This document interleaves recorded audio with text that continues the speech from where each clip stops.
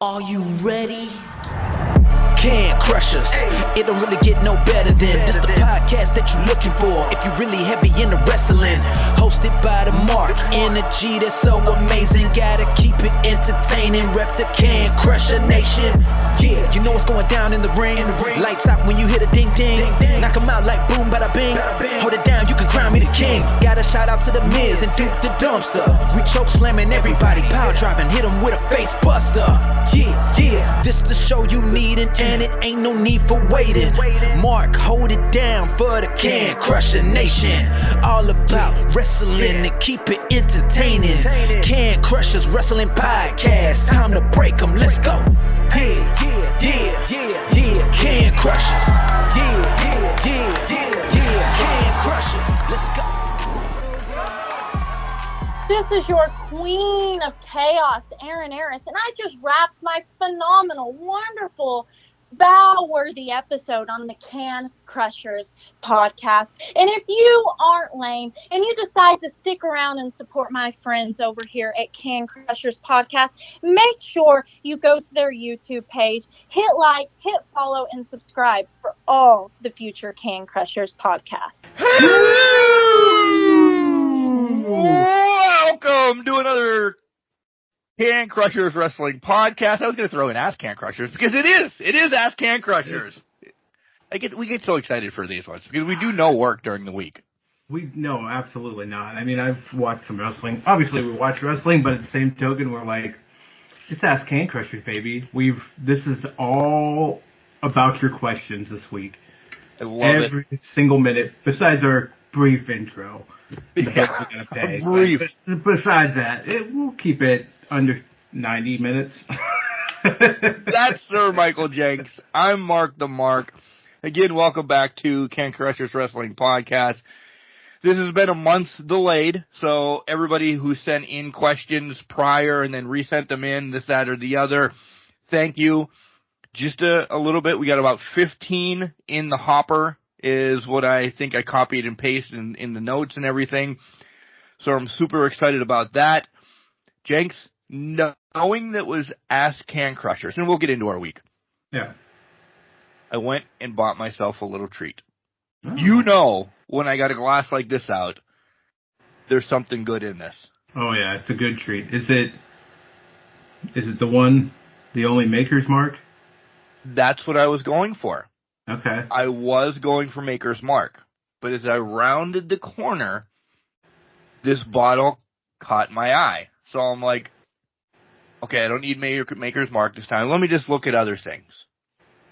And I'm like, oh, maybe a peach bourbon or maybe a honey bourbon or this, that, or the other. So I'm just going through. So I'm down there for about an hour looking at things. Not an hour, but a good 20 minutes. Right. Looking at this, looking at that. I was looking for like a homegrown. What am I looking for? What's the word I'm looking for? Like a local distillery. Not that we have one local here, but like right, something closer. Family owned or independent, something like that. So I'm like, Let me try one of these. This bottle's still over there, going, idiot. You have to read this. You have to look at this. It's not a weird bottle, Jenks. It's the colors. It's a mauve, maybe, or something. Like, the color scheme caught me. I'm like, I don't know what that is. Let me go get Maker's Mark and get out of here. Then I do that stop. Looking at everything, I make my way back over to that bottle, and I pick it up. And it is the winter edition of Jim Beam. And I'm like, okay. Mm-hmm. Not normally. It's got vanilla and cinnamon in it. Ooh. It is fucking delightful, Jenks. Is it? Got that burn, but the aftertaste is soft yet sweet. Mm. You know? It is... what are those gummies that... Sour Patch. It's a Sour Patch Kid in bourbon form. Like, it punches you right off the bat. Then you get the vanilla and the cinnamon. Oh, granted, it burns. Okay, so it's not really sour whatsoever. But you understand that same concept that This is my first one. It's all the way to the tippy top of this. It will be my only, though, because it's pretty potent. Did you mix it, or is it straight up? It's straight up. Now tell me, you and me together, whoa, whoa, whoa. Caught in a hit and run. Paul Abdul, sorry. Oh, so we're going to play that game today? No, we were playing Ask Can Crushers today. It sounds like we're mixing song lyrics then everywhere. Yeah, probably. How was your week, sir? My week was good. Not as chaotic, not as sick as people are. Nobody's sick. Everybody's on the up and up here, so the good side of the house, for the most part anyways. Just getting ready as the fiance's going dress shopping this weekend, so it's going to be, we're getting real here for it all, so the week's been good. Does she have her bridesmaids and Domingo all set to go and everything? She's figured that out, yes. So she has that nailed down. So we're moving fast. I'm furious. Technically, we took it's like 7 months, 7.5 maybe now, something like that. So it's coming up fast, essentially. Yep. So you're excited. This is a big day for her. I remember it. Yeah. With Kel, like she got her mom, my mom, and some bridesmaids went with her, and she comes back tomorrow glowing. You know that she's found the one, and you are on easy street, my friend. Yeah, it's a 90-minute appointment. Already got the deets on this. 1 o'clock. Her grandma, mom, sister will all be there, and we'll see what happens with it. She said she's already bookmarked several dresses online, so... Good. She's not going in blind, then. She is not going in blind. She has them cited on what she wants. They're in the targets. So they're in the targets. They're locked in. They're ready to go. So we'll see what happens. So that gives you a day of college football. I wish. Oh. You're doing your shed. I am, because I took her with me to get the shed last weekend, and then we ended up at 3 different stores buying a different shed than the one I was originally going to get. And by that time, it was nighttime on Saturday. So I lost all of Saturday. Sunday, things came up. So I didn't actually get anything done this weekend besides clear out the space and start, like, leveling it off and all that. So my day tomorrow is going to be, got an errand in the morning, and then I got to get after it tomorrow afternoon. So we can actually get this up before it, like, snows next week, probably. Yeah, shut your mouth. Well, I'm waiting for it. Shut your hole. I'm waiting for it. There was frost on the ground here. It started frosting when we got home from... Everybody knows we record Fridays. When we were coming home from the pit game last night, you could just see that it was cold. Yeah, my coworker, she stays in the area during the week, but then on Friday she works remote from Warren. So she sent me a picture. Beautiful fall-like weather. Immediately the same capture. Frosted, fog, same. It was night and day. Yep. At first I thought it was snow, and I'm like, is that what I think it is? And she's like, no, it's fog. It's just fog and just looks ready for a winter wonder. Yeah. I think it's coming early this year. That's my old man prediction. I've been having that old man prediction since like July. Everything just seems to be moved up a month. Like all the weather's moved up a month, and it just seems like it's going to come hit us hard here. Yeah. So, but anyways, enough of me. How was your week? I only worked 2 days this week, Jenks. Must be nice. I worked Monday, and I worked Wednesday. Took Thursday off because what happened to Tuesday? I had ink therapy. Oh, that's fair. So I got the boys' noses tattooed on my family arm. Jenksy has seen them. They're great. They look great. I'm happy about that. Yeah, my appointment was only at noon, but I said, I guess I don't need to work Tuesday since I have something going on. Took off Tuesday. Thursday was already in the bucket for the Pitt game. Friday, we got home late Thursday night, so it wasn't going to happen. So I like these 2-day work week things. That's pretty fucking solid. Getting used to it now. You're going to end up retiring that way. I know. That would be amazing. I got my stuff done as recording. As you guys are listening to this, I'm usually doing wash and or the floors. Guess what's done already, Jenks? Really? Did that today. Yeah. Oh, so you're going to be officially college football gameplay hunting tomorrow. Probably gameplay of some sort, college and or hunting, or I might dabble into hockey. I might get the new hockey. Yeah. I don't have to watch Pitt. I lived it. Yeah, you lived it this week, so you don't need to worry about any of that. I do like Thursday night games. I do. If I would have even have worked, I could have made the game and it would have been fine just taking one day off. But yeah, not having a stress of anything. They already got the win. They're 7-0. They had more interceptions and offensive plays. It was just fan-fucking-tastic. Now you can just sit back and say, well, shit, things are done. Everything's taken care of. I don't need to worry about college football for another week.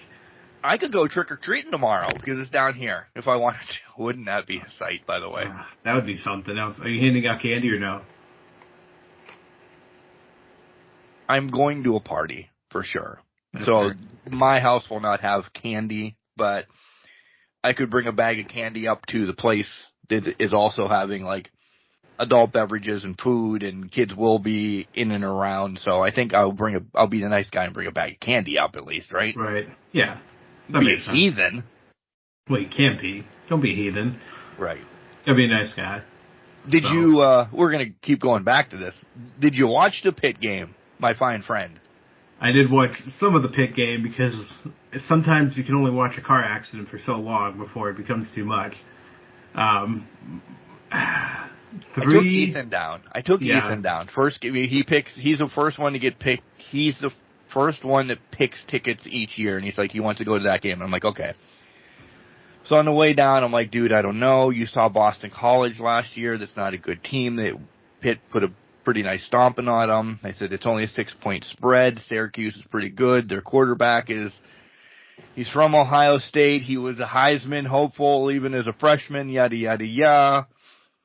Well, when it's 31-0 at half, the kid that loves going places, doesn't know sports, but that's already out here, looks at me, he's like, Dad, I thought you said they were good. I'm like, this defense, dude, I said, I've never seen 4 interceptions in a first half.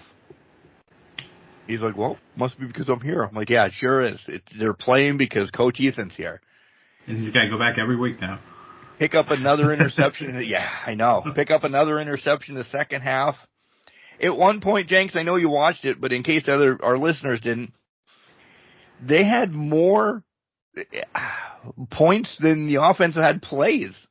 Because the defense was just, get ready for the comparison and the hate for anybody. Pitt's defense was like the Steelers' defense of like the 70s, or when they had Joey Porter, or the Purple People Eaters and stuff. They were just unbelievable last night. And it's not, Syracuse is still good. I'll still say they're a good team. McCord was just off. Some of those interceptions were randos. Like the guys that, Brandon George is laying on the ground and he just catches. That was just the most obscenely ridiculous catch I've ever seen. Our section's like, oh, they're going to call that back. They're going to call that back. Before anything, they hurry up and threw it onto Jumbotron. We were like, oh, my God. Unbelievable game. Probably my definitely an easiest going game. Because it was just, even easy going, it was so much fun. It wasn't the stress of a West Virginia game or the Cal game. Yeah. But they scored, you're like, okay, it's going to be 31-7. Jenks, tell me why they went for a 2-point conversion when they were down by 31. Yeah, I'm trying to get there as quickly as possible. Get the comeback going.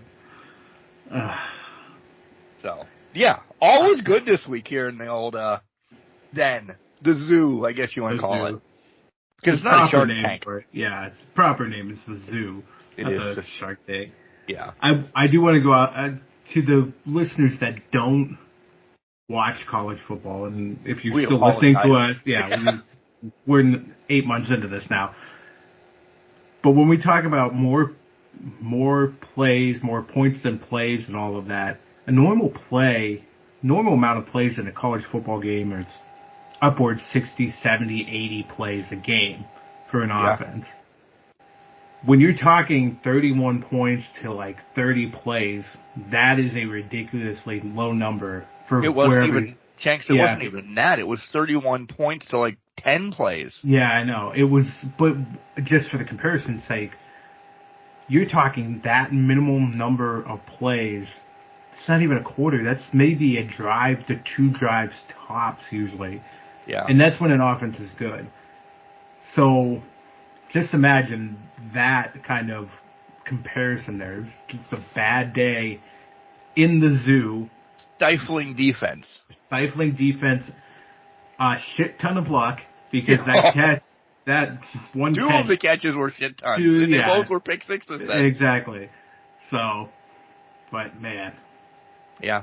Do you have anything in the week that you kind of want to talk about before we get into Ask Can Crushers?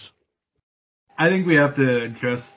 I got something cool, but let's discuss the one thing that we probably should talk about is Samantha Irvin leaving WWE, kind of out of the blue, but it seems like reports have come out this wasn't really out of the blue per se. Still on good terms. Still on good terms. She had made her intentions known months ago, which led WWE to go out and get Lillian back to kind of bridge that gap, if you will.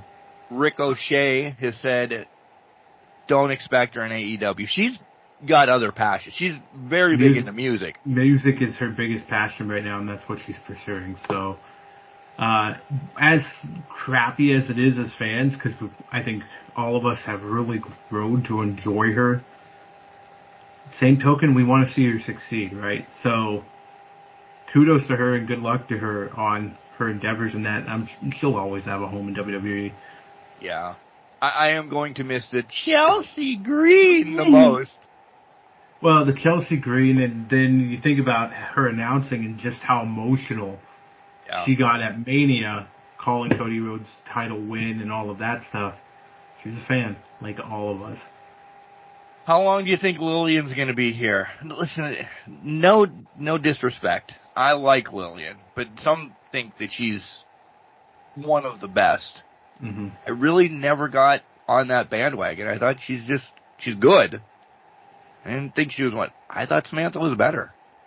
I would agree with that. I think for Lillian, she benefited from the era that she was in.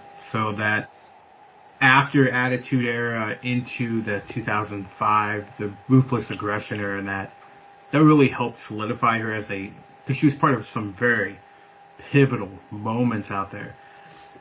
You know, I think outside of that, she's a good announcer. I think she'll be around for probably a year or two or something like that. I'm just surprised. Why not bring Mike Rome back up? Right. And give him the shot. Maybe there's a reason he did go down to NXT. Maybe it was at his own wishes. But at the same token, it's like, man, he was pretty good as well. So that would have been interesting to see. The fact that they said, let's go back to Lillian and see what she wants to do kind of says, hey, we know there's nobody else out there that can probably shine a light to what we want here. Yeah. So there's no Fink anymore. There's no Fink. Nope. And there's no Samantha Irvin anymore. So there's no Samantha Irvin anymore. But like we said, good relations, and I think you'll see her pop up once in a while. Maybe a Mania match or something like that, but give it time. Agreed. Yep. Agreed. The second thing, Mark, I lucked in to these. What are those? Fantastic. Wait a minute. Are those real? Like his? You guys have no idea what we're talking about yet. Yeah, these are his. These are the Hitman's Hitman's glasses. Bret the Hitman Hart's glasses. Signed, Erie, PA, 1992. So... Did you go back and find the card yet? I haven't gone back yet and found the card, but found them randomly in a family member's house. So my sister and brother-in-law moving under greener pastures out, a little bit further out. Did you just get one from him, by the way? No, he gave them to me, actually. Okay, just making sure. He got into his attic, was digging out like all the crap and everything because they had sold the house. They needed to get the rest of it out. And so I went over twice last weekend. Sunday I got distracted because I was over there, and this is when I got him. We were talking and whatnot, and then all of a sudden he just pulls these out of the box and he's like, "Oh, look at these." And I'm like, "Holy shit, where did you get these? What are they from?" He goes, "Oh, he took his son to an event in the Erie Insurance or Tullio Arena at that point, the Civic Center." And Brett gave him, signed it, gave him the thing, and walked to the ring and had the match. So he's had them all these years, and I'm like, "Do you want them?" He goes, "No, you can have them." I'm like, "Son of a bitch, yes, I'm taking that." Yeah, so I'm looked into Bret the Hitman Hart signed glasses from 1992, dated and everything. Those are unbelievable. They're magical, and you can see through them and everything, so you can see, yeah, you can tell. You put them on yet? I know over your glasses. You're worried about the rubber band thing breaking. That's what I'm worried about, because I got a big-ass head. I wasn't meaning that. I'm saying that it's 30 years old. It's 30 years old, and I have a big-ass head. We're not playing with the rubber band thing. So I'm just looking at them from afar, but they're pink lenses, so you can... They're unbelievable, guys. I'm so jealous. I love them. It's something else. I don't know where... Are you looking up the card right this second? I'm looking up... Yeah, of course I'm looking up the card right this second. There it is, November... It's in November. Hold on here. Why did it take me all the way there? Give me a second, guys. Yeah, give him a second. I'll take a drink while he's doing this. A little vanilla and cinnamon. By the way, what is the official word on the vanilla cinnamon? Just great? It's unbelievable. It's literally unbelievable. You know how much I like cinnamon, or cinnamon, I should say. But, okay, here we go. Oh, yeah, there it is. Oh, man. Okay. So the card's got to be unbelievable, first of all. Yeah. So, Nails defeated the Big Boss Man in a steel cage match. Okay. Jim Brunzell defeated Dwayne Gill. Yeah. Shawn Michaels defeated Chris Hahn. So this one was taped. This is a taped match for the 92 challenge. Oh, but it was... Okay, this is interesting. So Nails defeated Richard Meyer via submission. The bout was taped to air for December 27th Wrestling Challenge. Was removed because he got fired before that. December 14th. Barry Horowitz got a win against John Paul. Crush defeated Berserker via submission. Flair fought Tatanka to a double countout after a crossbody by Flair took out both men over the top rope. Wow. And then Flair put a figure four on the floor. Perfect came to ringside, confronted Flair, and that scared him away. Who did Bret fight? I'm getting there. Okay. Yeah, give me a second. Let me get there. Undertaker defeated Razor by countout. Shawn Michaels beat Marty Jannetty with a slingshot. Yeah. Bret Hart defeated Papa Shango. Okay. I mean, not the greatest match, but the big name wrestling right there. So. November 92. November 92. Definitely wasn't there because so I was probably just 16. No, I wasn't 16 yet. And I know the parents weren't bringing me up to Erie around that time yet. Son of a bitch. Yeah. So that was November 92. And your sister's husband's kid got him. Yeah. So he was obviously married before he met my sister. And then, he got him. His son's about the same age as I am. And used to be in wrestling, but obviously did not continue forward with it, so. Dumb for him. Look what you got now. I know. I got these fucking glasses here. So that was on November 23rd. They did a whole month's worth of taping for TV. There. And then the next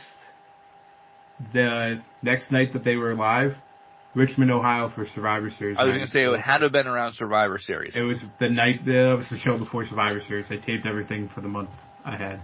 Yeah, just to zip over 2 hours away, essentially. Exactly.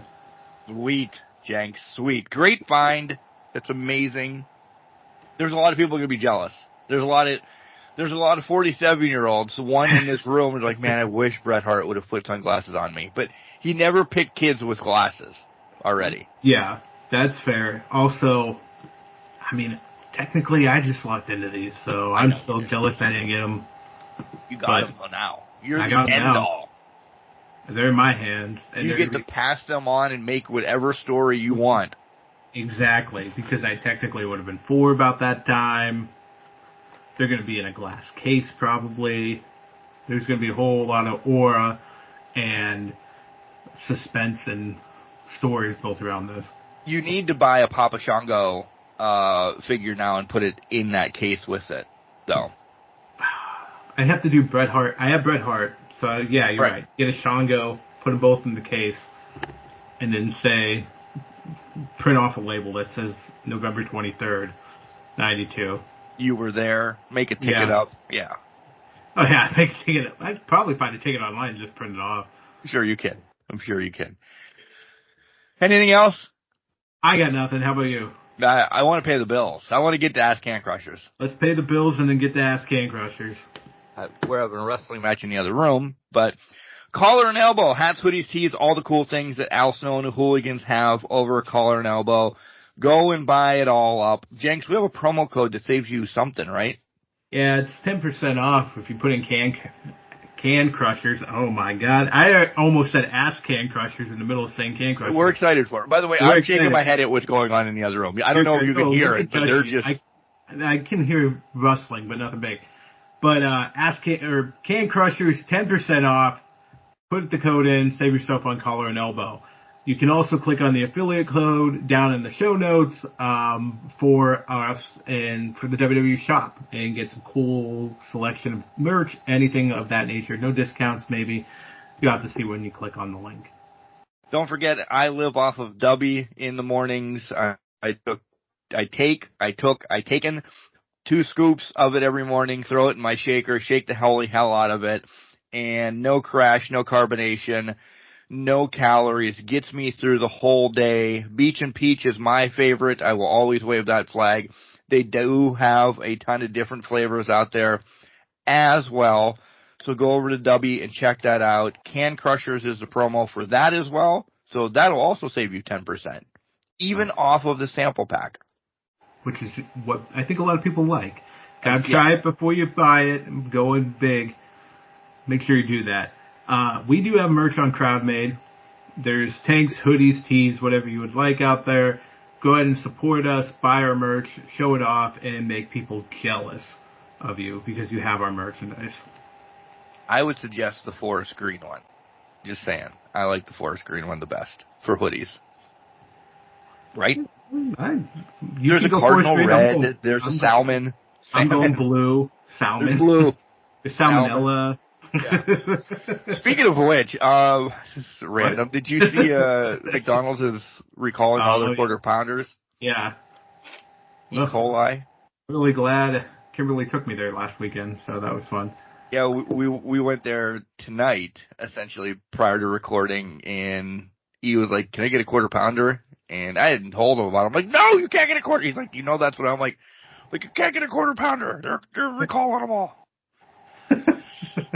So protect yourself out there. Yeah, protect yourself out there if you don't know. Don't get a quarter pounder for a while. Just get chicken nuggets. That's what the boys got. Yeah. They both got their own 10-piece. They got the best chicken nuggets, I will say. You're right. Guys, you can listen to us everywhere, essentially, from Apple to Spotify, Podurama. We're on YouTube, so like, subscribe, and do all of that. By the way, Jenks, YouTube did not publish last week's episode, just to throw that out there. Why? I don't know. Well, it couldn't have been because we had hard in the title, right? I don't know. Maybe I don't understand what was wrong there. So sorry, you guys from YouTube that didn't get last week's. Hopefully, you jumped over to any of the other outlets out there. Yeah, I just came back unpublishable. I'm like, oof. Well, maybe we went too hard. Maybe we went super hard. Just we got to tone it back. Got to cut back on those dosages that we're taking to make it hard. But anyway. That's what happens when we both drink double IPAs right off the bat. Yeah, and you know what's going to happen when we start to ask Can Crushers? I'm going to open one right back up. So yeah, and I'm already on liquor. So and you're already on liquor. So this is going to be great. It's right on par. We're coming back. We're going to come back. Just we'll figure out what we did wrong the last time. Right. So we're on social medias. We're on the Facebooks, the Instagrams, the X's. We have a Threads, but don't go out to that cesspool. You might get we actually at one point, because I looked at it this week, Jenks, I honestly did. I must have at one point linked Threads and Instagram or whatever. So we do post all the time on Threads. That's good. That's good. It's just unbeknowing that we post all the time. Well, I think, if I remember correctly, because when they tried to make me join Threads, they kept forcing it's automatically linked. You just sign up with your Instagram and say, I want a Thread. And I'm like, I don't want that shit, so get away from me. But it's good. No, we're posting. As a business, we're not posting. So anyways, we got posts out there, but they're coming from Instagram. Right. Anyways, go on, Mark. No, I'm good. I'm good. Well, I'll just say tonight's Ask Can Crushers, but if you have any ideas, comments, things you want to bring up, or things to raise to us, go ahead and email us, cancrushers69@gmail.com, or call us at 814-299-6687. That line is still out there for you guys to use, despite what you may think. Yep. So, go ahead and give us a call. It's out there because we didn't get any for this one either. We got, like I said, we got 15 though in the hopper, and I know Jenksy's got one for us too. So we're gonna take a break. We went over wrestling essentially. Nothing big happened this week in wrestling major. So we will be back on that next week. When we come back, I got the questions. Jenks got the answers. Maybe. Hey, this is J-A-C, and crack you up a cold one. Sit down on your couch and listen to Can Crushers right now. Welcome back, everybody, to Can Crushers Wrestling Podcast. But today, it's the one, the only, the quarterly. It's Ask Can Crushers, baby. Jenks, I'm excited. I'm going to rattle these off, and we're going to rock and roll through them. As everybody that's listened to the Ask Can Crushers knows, I take these, I copy them from the emails, and throw them in a notes folder, and I read them right to me and Jenks. We have no idea. Jenks definitely does not, because he doesn't check the email, but that's okay.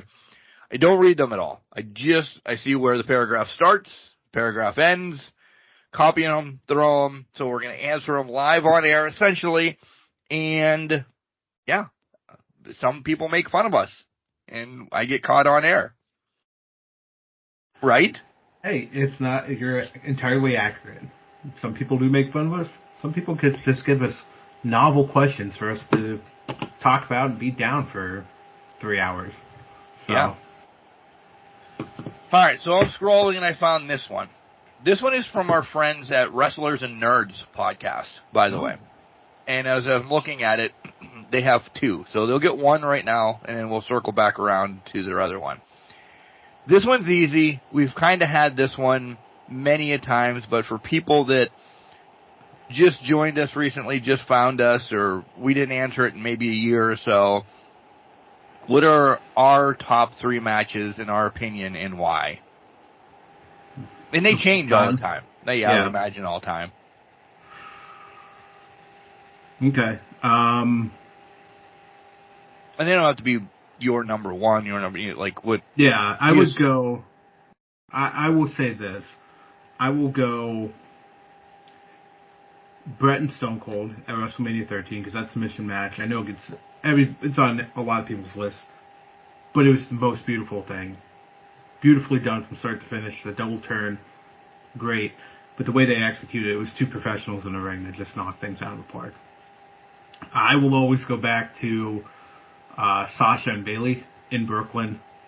I think that was one of the most mind-blowing matches to me, and the reason why is because it called back to a different era, a previous era. It gave me really Attitude Era vibes when it was really cooking, like your Angles and Austins and those really heavy matches that told a significant story and carried it throughout the whole thing. So that one really stands out to me. And then finally, I'm going to go AEW on this one. Swerve and Hangman Texas Death Match has a special place in my heart. Has risen. Has just had this thing around it. Or around it, whatever you want to call it. Just because of how they built it up and how developed that story was to tell it. You can complain about AEW storytelling all you want, but when they tell a true story, and it's happening more frequently than I think a lot of people are thinking it is, the wrestling brings it and elevates it to another level. Now, the death match is not for certain people, but at the same time, was a fucking beautiful, brutal masterpiece. The story. Right? The story alone elevated it, the elements within it elevated it. It was picture perfect. For me, I'm stealing one of yours, essentially, and you had to have known it was going to be on the list as well. Yeah. It's Sasha Bayley for every reason that you said in Brooklyn. That is going to be my kudos match to the women until. I love Britt and Rosa. I love other ones that are out there. Even Rhea and Flair were pretty awesome, but Sasha and Bayley did it first. They did it right. They did the callbacks. So without a doubt, just to say everything you said, yes. Childhood, without a doubt, my all-time favorite match is Savage Steamboat WrestleMania 3. That was just wrestlers today from yesteryear, whatever, will throw that up there as well as one of the biggest ones that I've ever seen. If you've never dabbled back to WrestleMania 3, I don't know why you haven't. It's a classic. It really is. And then for kind of personal reasons, and it's cool that you got a gift this week, and this was actually a question. Mine goes Brett Owen WrestleMania 10. Just that technical match that they had so young into Owen's career, essentially, because so much more could have been. I will always wave the flag. I think that Owen would have been bigger than Brett in time. Mm-hmm. So I will never take that one off, no matter what. If Savage, and I know people are like, he's dead. If Savage and Steamboat would have another match, I could maybe shift that around, even though it's a classic. Maybe in time women will have a better match. I doubt it as well, but nothing will ever. My number one, so we weren't going to rank them, but I'm breaking the rules instantly already. My number one for all time will be Brett Owen at 10. That was such a good match, and you're right on the point with Owen. I think Owen got caught in the Montreal screw job, and I think a lot of people believe this because he felt the aftermath. Whether you think he was or not, he was getting the shaft a little bit. But what could have been if he endured it for maybe a little bit longer, and then they let him reinvent himself with the likes of he who shall not be named, Benoit, the Eddie. Guerrero, Angle, any of that. Owen and Angle is one that I constantly think about in multiple times. I think they had a dark match at one point that was on somewhere. Prime Kurt Angle versus Owen Hart. Chef's kiss would have been something amazing. And think about it this way. He was the same age as Eddie and Benoit in that. I mean, these three would have just cooked. You want to talk about the SmackDown 6 that came in 2002? It would have been SmackDown 7, or somebody would have got unplugged, and it just would have been something truly, truly special with that. Agree 100%. So that's from our friends at Wrestlers and Nerds podcast. We will hear from them again. Jenks, sorry I already know the next question from them, but I don't want them back to back. So let me scroll and get away from them for a little bit. Let's go to this one. Shane McMahon has been linked to going to AEW for a while now. Do you think this is true, and what role will he play?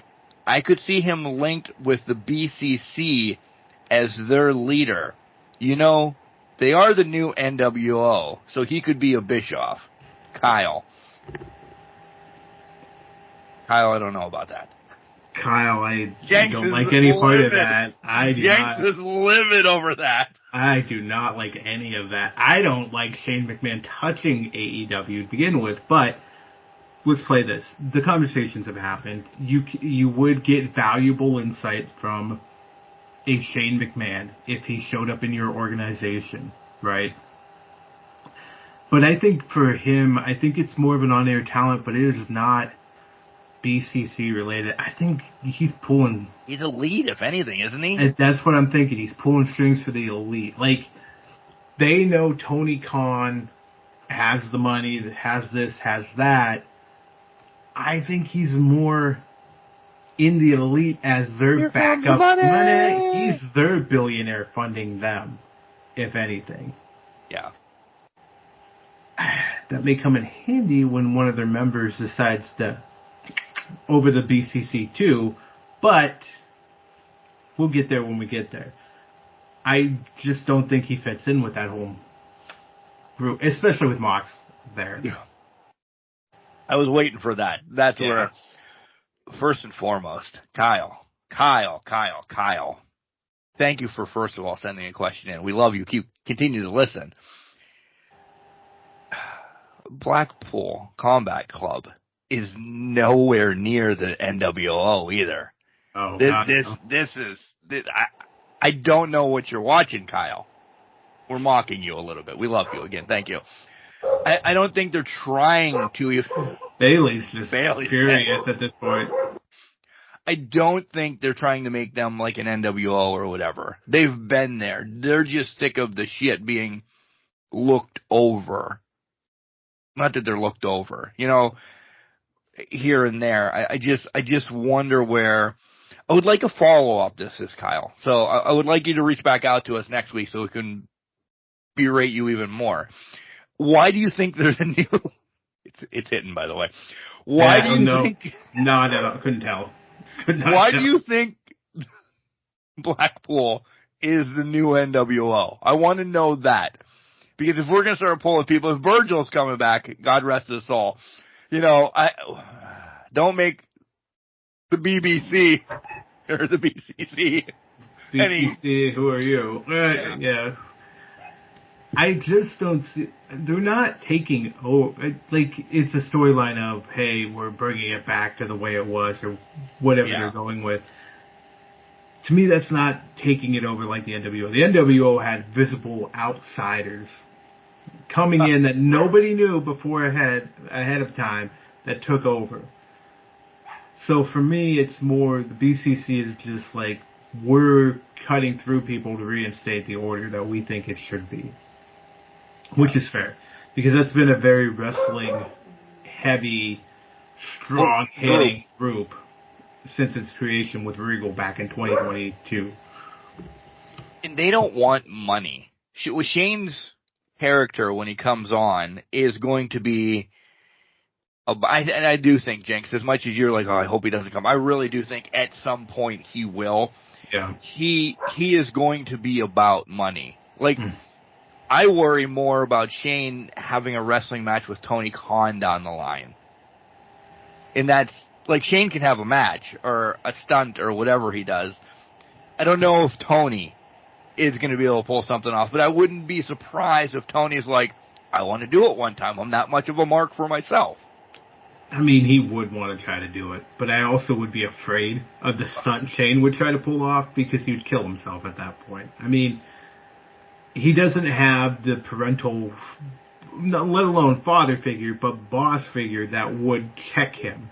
Because Tony Khan will let the wrestlers get away with a lot of bullshit before he checks them. I mean, this is how this is. You have to check yourself before you wreck yourself. Exactly. It's basically self-governing over there. It really is. It really is. So, Kyle, we're both on agreement that, yes, Shane probably will make his way in, but I think he'll be more with the elite. And I think Jenks will jump on that. I've already jumped off of it. How high up, though? Not that high. I'm not getting this ass up that high. Hi, Can Crushers. I love your show. Thank you for your honest and humorous opinions on pro wrestling. My God, this guy's already best question of the day. I stopped listening to the bunch of old heads, as you called them last week, because they got out of their way to enjoy the product anymore. Okay. You're not wrong. We were all over the old heads last week. My question is, would you guys ever, do a daily show to touch on a few topics every day? Thanks, Wrestling Randy. And it's wrestling. The E's not there. Wrestling? He did make it an A. Okay, he didn't make it an A, so... Wrestling Randy. Love the pandering, first of all. Thank you so much. First off, you should, if anybody, you send something in every week, Randy. It's fucking amazing to shitting on some of the old heads. Let me jump first. Okay. Yes. We would love to do a daily show if there was one thing that wasn't in the way. Work and finances. So that's two things. Not that we're stuck where we are right now. We make do. We thank Can Crusher Nation for the outpouring of love. We see it during Ask Can Crushers. And then usually when we get some ask at the end of the month, at the end of the year, when we get Crushy Awards, when people kind of chime in as well, that's really when we see a lot of love from you guys. Would we ever sell to go to someplace? Like, as long as they take care of us. I'm not going to be a dick. Like, they take care of me and Jenks to do this daily, yeah. It doesn't fit schedules to throw something out there Monday. Like, basketball season's right around the corner, and you guys who have been listening for years know I love calling basketball on local radio. Jenks is in the middle of a fucking wedding right now. So, unless iHeart or Podurama or Sirius or somebody says, hey, we'll give you that money to do this daily, we both want to. Yeah. We both want to, and we could make so many more adaptations of everything for this. It's not in the books, right? And I mean the real books right now. Yeah, we would love to walk down to the convenience store, get a winning lottery ticket, cash it in, and say, all right, rest of my life is Can Crushers, Ask Can Crushers, and just living the dream at this point. But reality sucks, and the odds aren't that great into our favor. But yeah, I think it would be a lot of fun to do that. You have daydreams. We work, but we're daydreaming. We're like, man, start our own podcasting network or our own podcast where we have our own podcast, but where we can just record all the time. Just sit around, do nothing. Just have a business to be ourselves and release content when we want.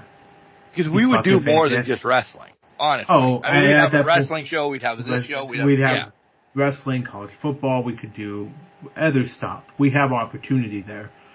But...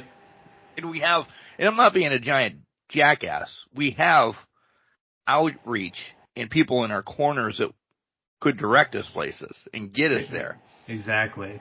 It's financially getting started. Yeah, and that's how it always starts, is the financial aspect of it.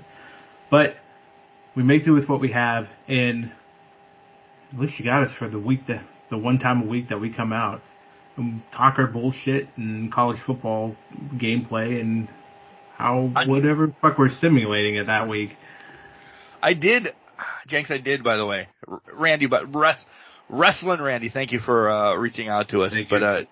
If you want to send, and we say this every week on the podcast, we love doing the whole special of Ask Can Crushers. So we love the big show for it.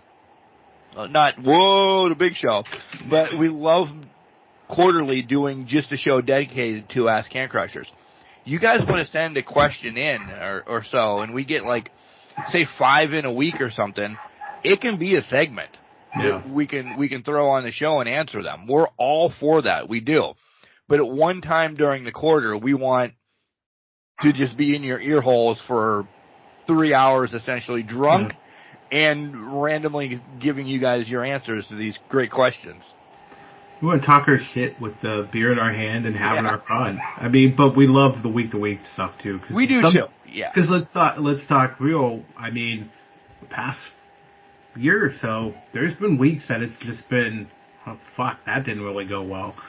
And it's like nothing really progressed. We wish we had Ask Can Crushers.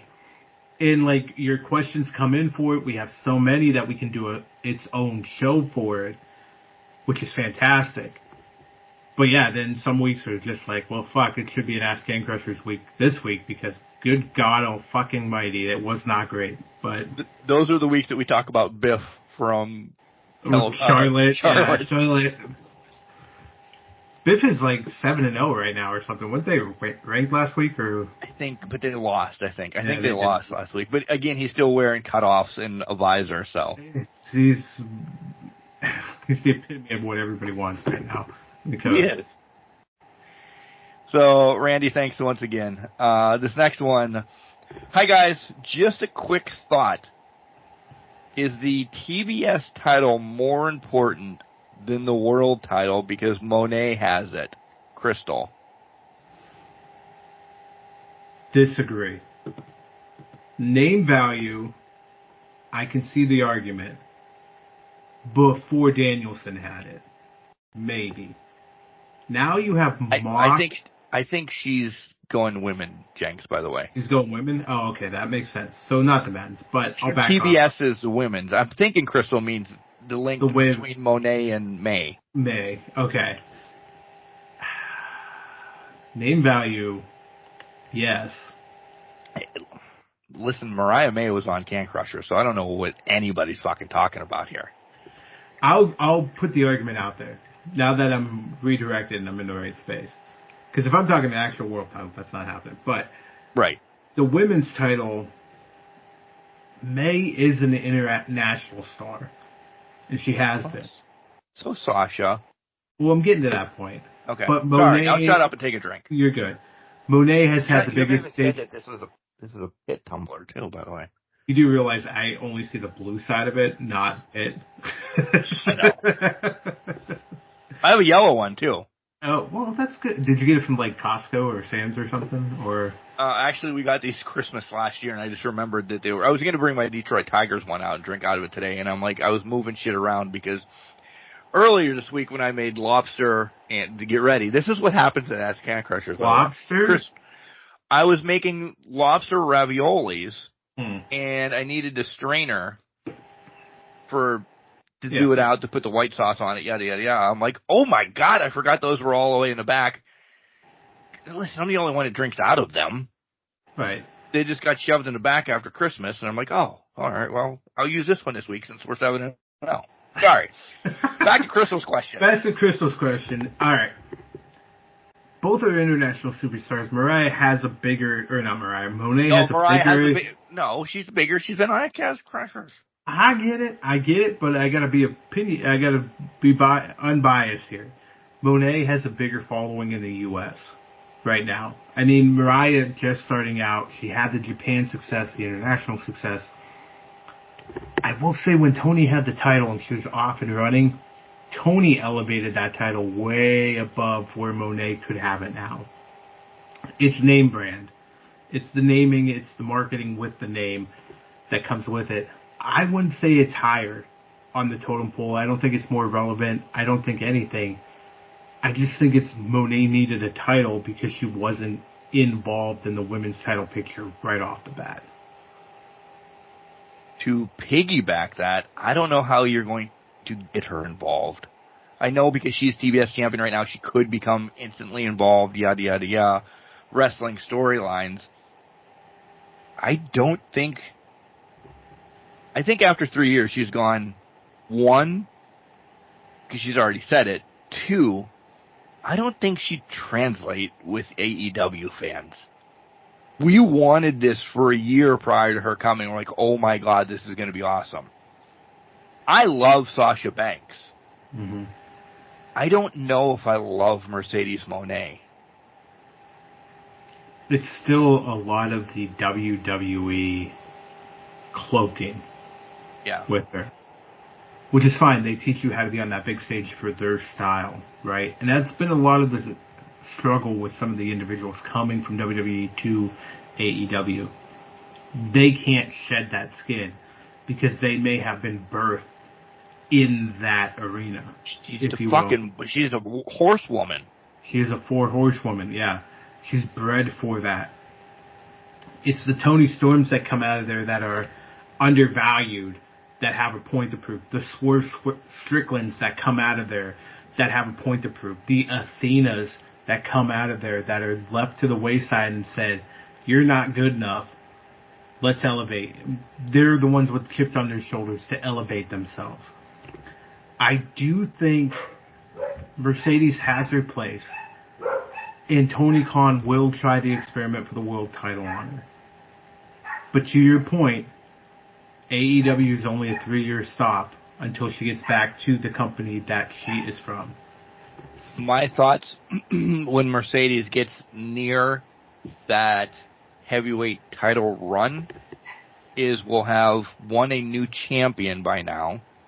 So it won't be May, because May is being homegrown, even though she's not, but everybody understands, like, her first big in the U.S. is AEW. So she's more homegrown than over in WWE. Yeah. It'll be when Britt has the title and you get the Britt Mercedes match for the title. Because, again, we all know Britt in AEW untouchable. She can win them, she can lose them, she can do this, she's that. She's possibly a pillar. We don't know. We might wrap back around to that at the end of the year. Yada, yada, yada. But I think that's the only person that you would have Mercedes beat without destroying anything of her.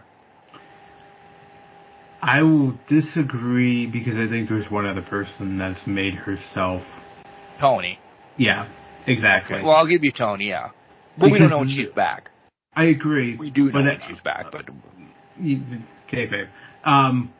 But to me, it's more of...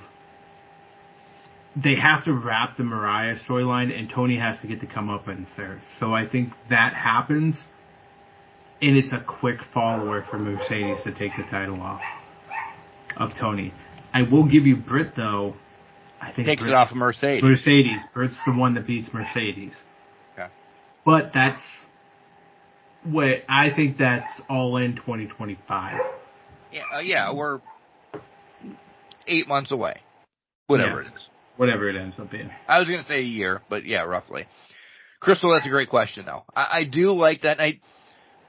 I've thought about that for a while. Nothing, like, listen, We love Mariah. We really do. Not just because she's been on the show. That's all just me being a complete douchebag. But we've loved everything about her. This is a great building for her. I think she's going to do more in AEW. And just like we both said, we both think that Mercedes is gone as soon as this contract's done. Yeah, well, she made it clear she was gone. Yeah. She said, this 3-year tenure, thanks for coming. She loves Papa H. She's going to go back to Papa H and that whole thing. Yeah. So, we're getting close to a year now. Yeah, we are. So, we'll see what happens. Hey, guys.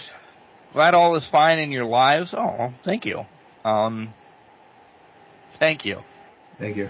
This is from Roger, by the way. I had to skip to the end to find out who's wishing us well in our lives, because Roger must clearly be engulfed in Can Crushers.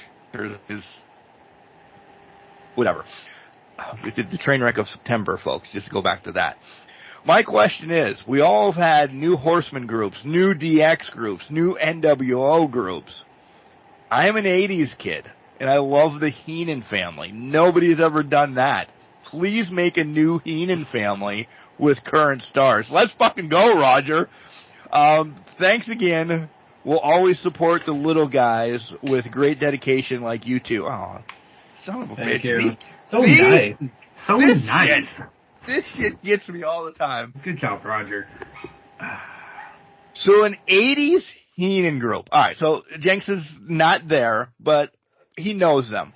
So we have Bundy, Stud, Orndorff, Andre, Rick Rude, the Brain Busters, which is Arn Telly, and then Bobby, essentially. I don't know if they all were in at the same time. That's where I would have to reap back. You also have King Haku. I was going to say King Haku was in there because him and Andre were tag champs until WrestleMania 6. That Stud was gone by then. Yeah. Orndorff was from... So we had a tag. Do a tag and 3 solos and a manager. How about that? Okay. Roger, will that make happy with you? By the way, you can't answer me right now, but that's 3 solos, a tag, and who would be running it? You think you can do that, Jenks? Or do you want to do 2-2? I'll do it. I'm doing it in my head right now. So okay. Do you want to go first? So we don't have dead air. Because I don't get time to think. All right, I will go first.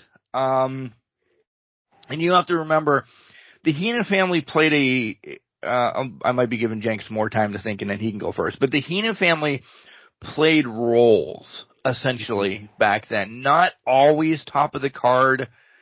Took some random TV losses even to some bigger people. But when push came to shove, they were always against Hogan or against the tag team champions, whomever it be, the Bulldogs, the Hart Foundation, whoever at that time. So I don't think you're going to have mega superstars in this, but you have people that can be players in this if booked correctly. I might be giving away one of mine right now, because he's really close to my heart, essentially. So, did I give you enough time, or do you want me to go? You go. Okay, so my first pick is going to be Wardlow.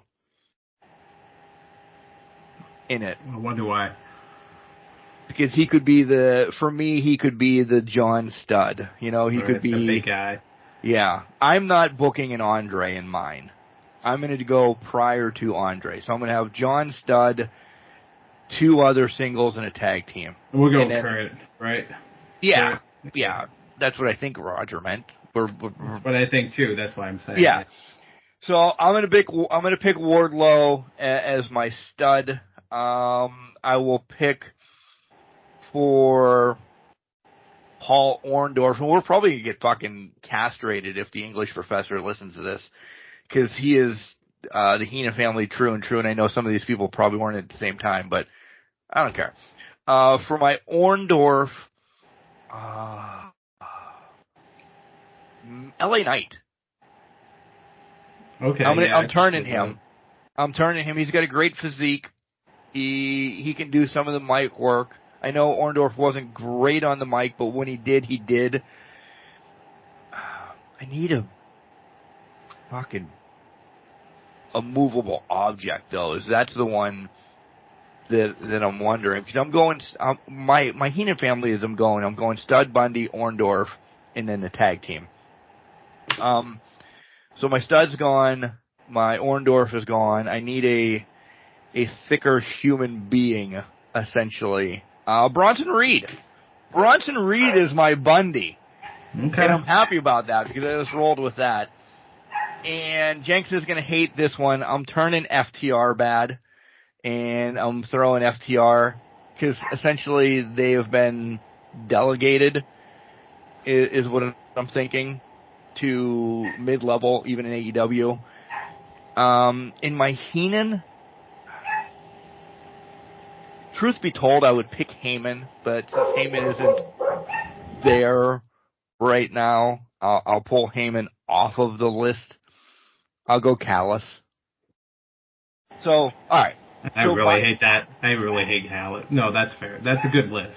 My Heenan family is Wardlow as Stud, Bronson Reed as Bundy, LA Knight as Wonderful, and as the Brain Busters, I'm taking FTR, all grouped in the Callis family. And it's not because he has a Callis family. I just thought of that right now, but yeah. Yeah, I went FTR too, because that's where my head immediately went. It's Tully and Arn. The closest comparison right now is FTR. So it's lowest hanging fruit, but it's absolutely accurate. My big man, I'm going Big Bill.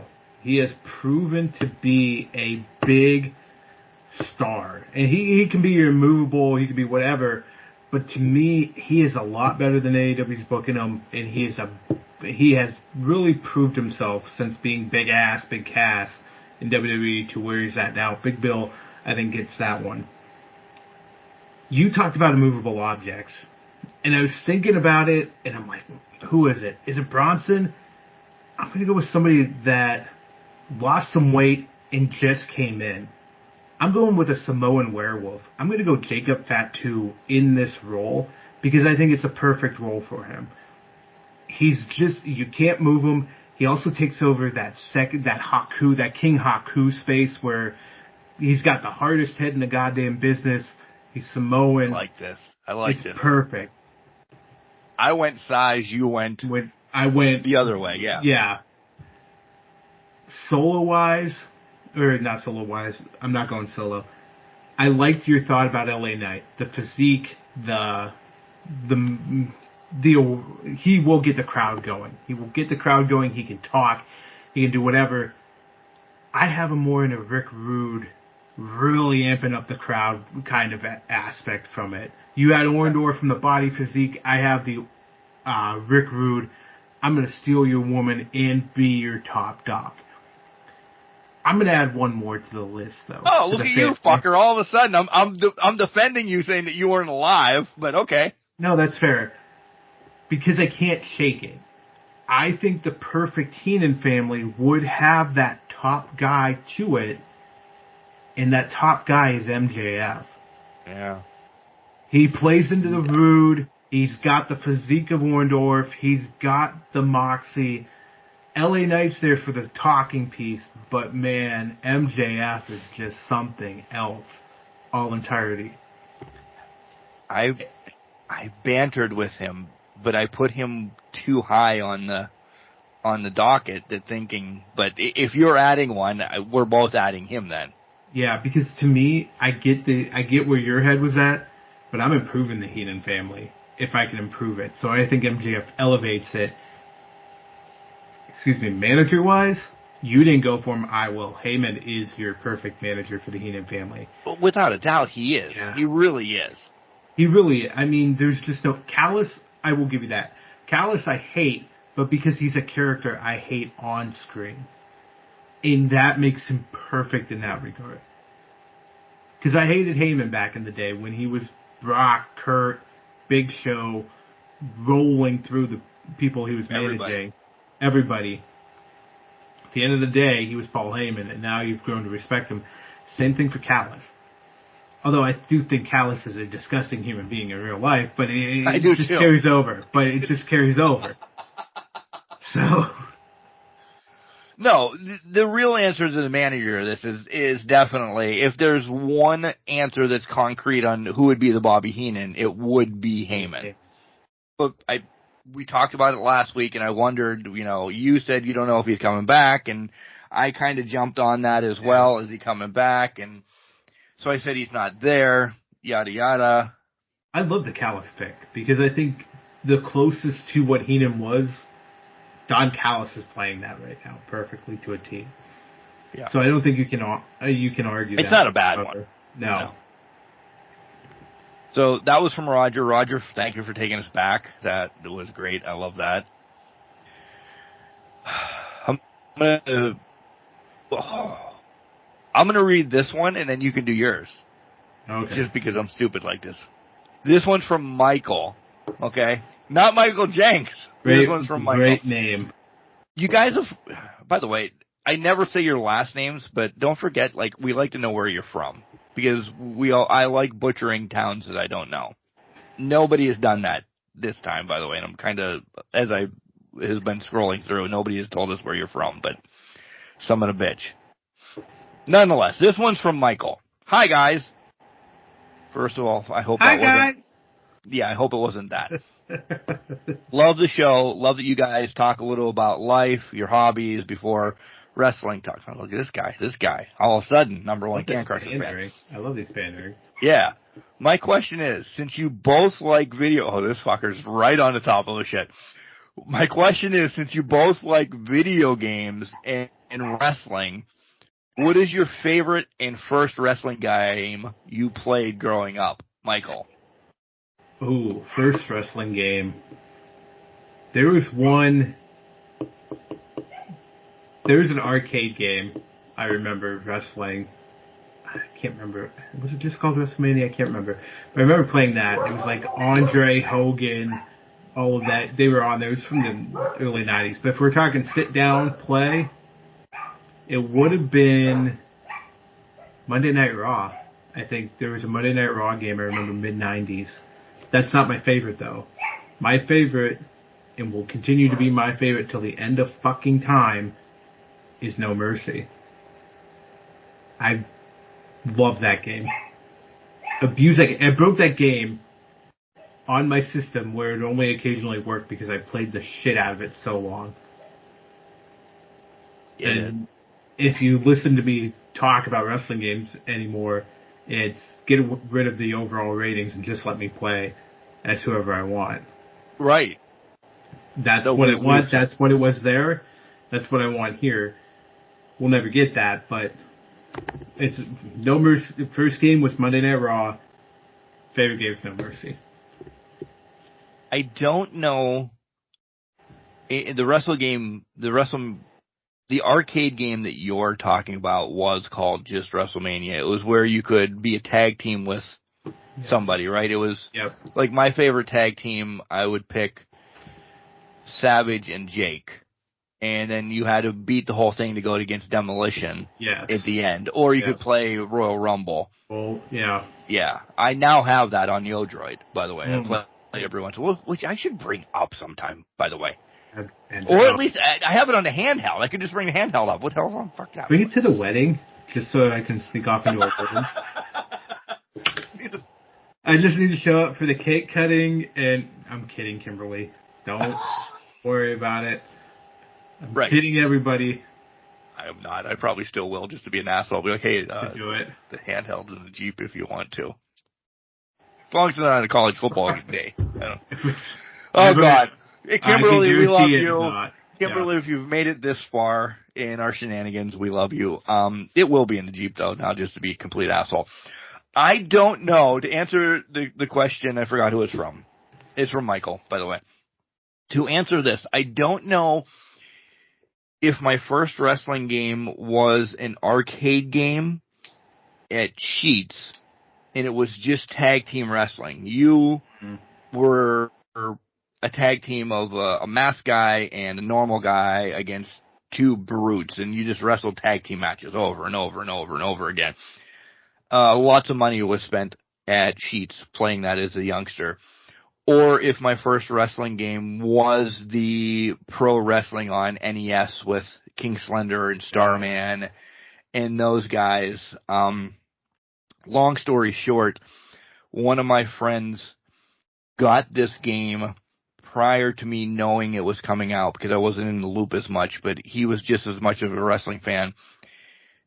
And he invited us up on, I don't know, a random day. Our dads were friends, so we went up, and he's like, hey, did you see this wrestling game that just came out? It could have come out a year ago, but by the time it made it to El County, and you could do body blocks over the top rope, and I'm like, holy shit, this is fucking awesome. I had a paper route the next day. We did papers. I bugged, my mom was working, I bugged my father. I'm like, can we go get this? Can we go get this? And just to teach me a lesson, from last week's paper route payment, I only had enough to cover like half of it. My dad being the stickler and not the pussyfoot that my mother was. I'll call her that, and I love you, Mom. Dad's like, oh, you don't have enough. I don't know what to tell you. I'm like, how can I keep this game? They only have one copy of it, because not knowing a truck was coming in the next day or anything like that. I need to keep this in my name, yada, yada, yada. He's like, well, I don't know. You have $20 and it's $28.99 or whatever it was. So it was at Fisher Big Wheels, okay, that department store. We laid it away. He's like, you should probably lay it away until you get the money Thursday when you get paid. This was a Saturday. Fuck. All right. I'll have to do this. Can we go back up to Aaron's house and play wrestling tonight? No, they're going camping or whatever. I'm like, my world is crushed. This was 84, 85 maybe, whatever it was. But it's the 80s, Jenks. So we lay this son of a bitch away. Mom gets out of work at 3 o'clock. I am upside down and inside out that Dad couldn't give me $10 to get this game, essentially. That may have started a divorce of my parents, because at one point, I think my mom gave my dad $20 and said, fucking drive his ass back over there.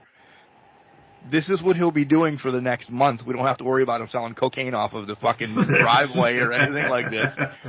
Go get it. Why didn't you just buy it for him? Begrudgingly, we went back over to St. Mary's. And again, like nowadays, 10 miles is nothing. But they were like, bro, I gotta go back to St. Mary's today. We went back to St. Mary's. They didn't even get it to layaway yet. And we're talking like 5 hours later. It was still just sitting on the counter. And we walk up there with the slip. And my dad's got it. He had to lay it away, first of all, in his name. I was fucking 8. I couldn't lay anything away. I need to pick up a layaway for Ron Martinez. All right. How long's it been? We did it this morning. They couldn't find it. And I'm like, it's right there. It's right there.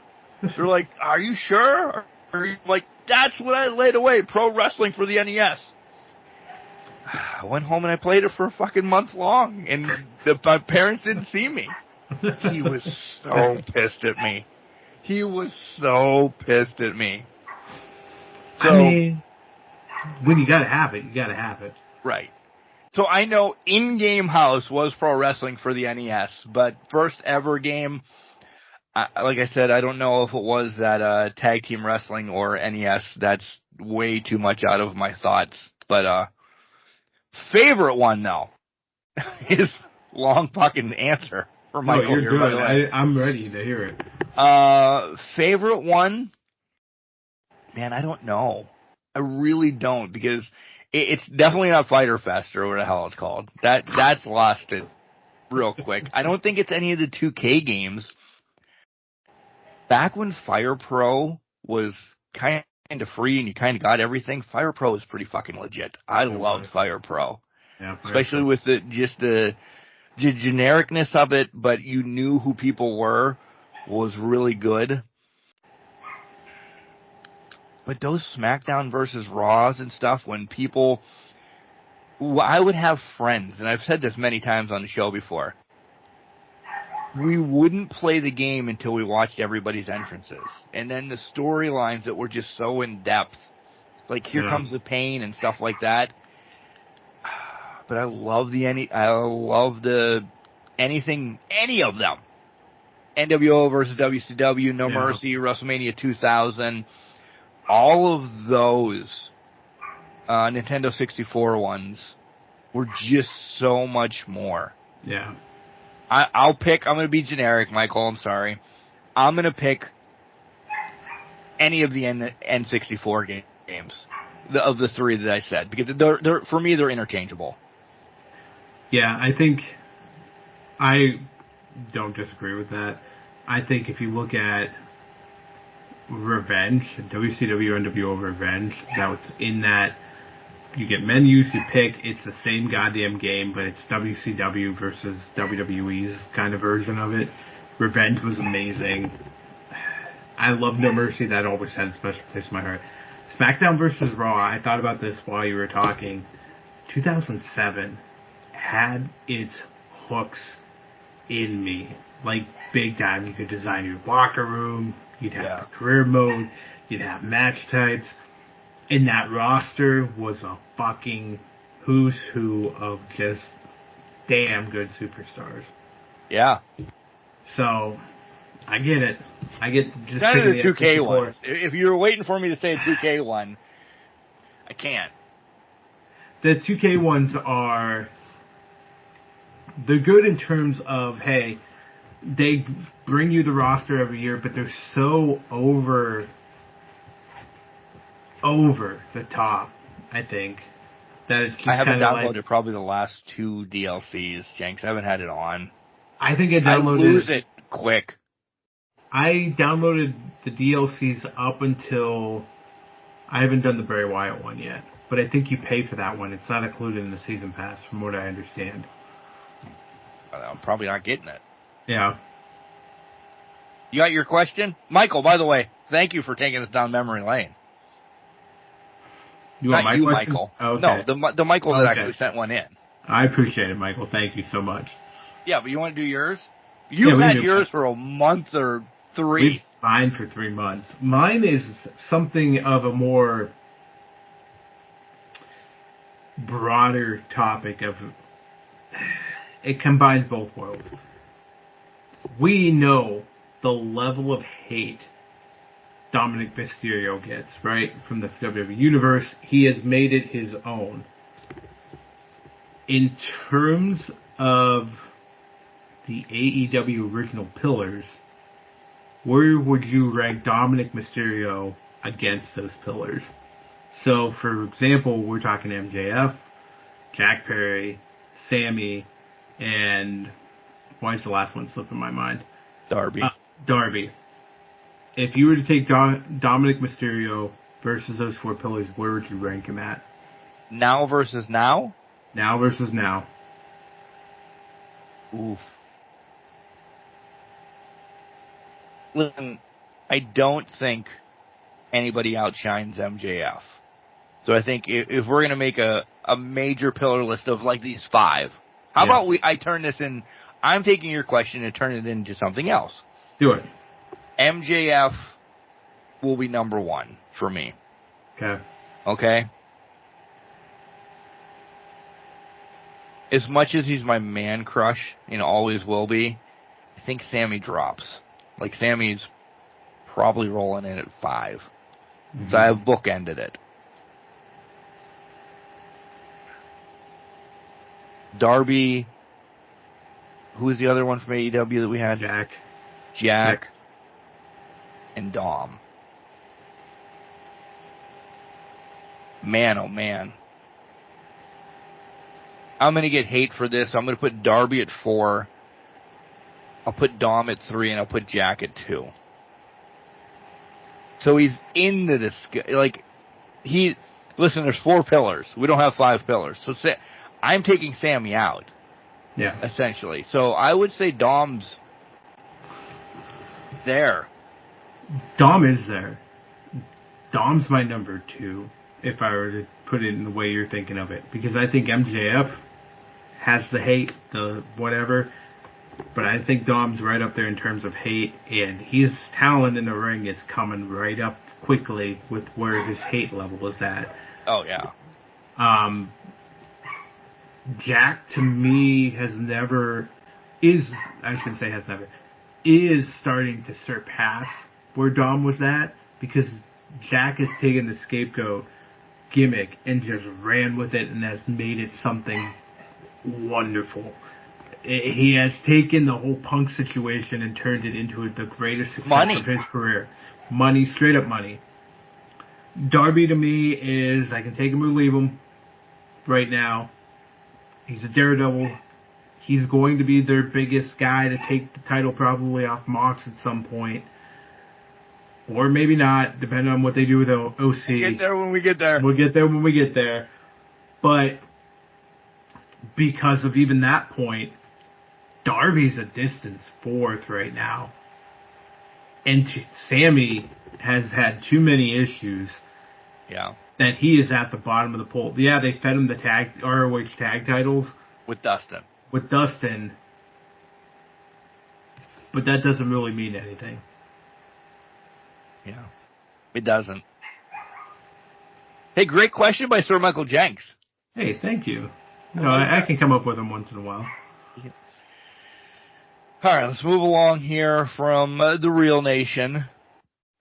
With Mariah May getting a nice resume going, who and when do you see her dropping a title to? This must have been a long-term question, by the way. Yeah. We answered this last week. Thanks for taking my question. Hopefully. Oh. Jessica throwing some schneid at us? No. This may have been in the hopper for a while. We kind of, even on this show, we kind of pitter-patted around it, but 1, 2, 3, Tony Storm. Tony, yeah, it's Tony. We said it 3 questions ago. Yeah. Tony Storm. We said it last week as well. Yeah.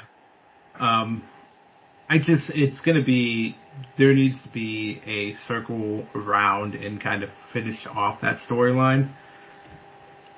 They got to give it back to Tony at some point, because Tony would be the one to lose it to Mercedes when the time comes, and do little damage to her as possible. The lower this gets in my cup, by the way, I am losing some vanilla and cinnamon. Just throwing that out there. Is it because it just burned your taste buds off and now you're just tasting brown bottle flu at this point? Straight up beam now. One and done tonight on the show. Jessica, great question. Sorry we kind of hopefully answered that. No, I'm kidding. We've been kind of teeter-potting around that for a while, that it's going to be Tony when she comes back as pseudo-rocker or something. I don't think rocker Tony's coming back, but it's going to be another time era thing. 70s Tony. Hippie. Hippie Tony would be fantastic. How much is Juice going to have into that, by the way? Everything. Hey, Mark and Mike. Love that you guys touched on the NWA and being on Twitter. Sorry, I won't call it X. Touche. We usually don't either. Yeah, we usually don't care about it. So I know you touched a bit on it last week, but what do you think Billy's plans are? There's hundreds of TV channels out there. Just shop it around, for God's sakes. Jeff. Can I take this one first? Yeah. Jeff, I think he was hoping, I think he shopped it for a streaming deal first. And when he didn't get that, I think he did the next best thing was, let me put it on social media for free. And I'm just advertising out here now. It's like free advertising. Is he taking He had it on a bigger social media platform at one point prior to COVID called I don't know this verbatim facts, Jenks, and I'll let you finish. YouTube versus X/Twitter. Okay, let me just throw that out there. Yeah. Like his whole show was on YouTube, and everybody was like dying for it at 6:05 on Tuesdays on YouTube. All right, go ahead. Well, to that point, maybe he didn't see the benefit in YouTube, or maybe there were some restrictions on YouTube, or maybe he clearly there's restrictions. Yeah, clearly. But maybe he's just like, I can do this for free without the restrictions on X, Twitter, Elon Musk's playground, if you will. And that's why he did it. It could seriously be just the lack of money to push it forward on YouTube. It's easier, it's cheaper to do it on X at the end of the day.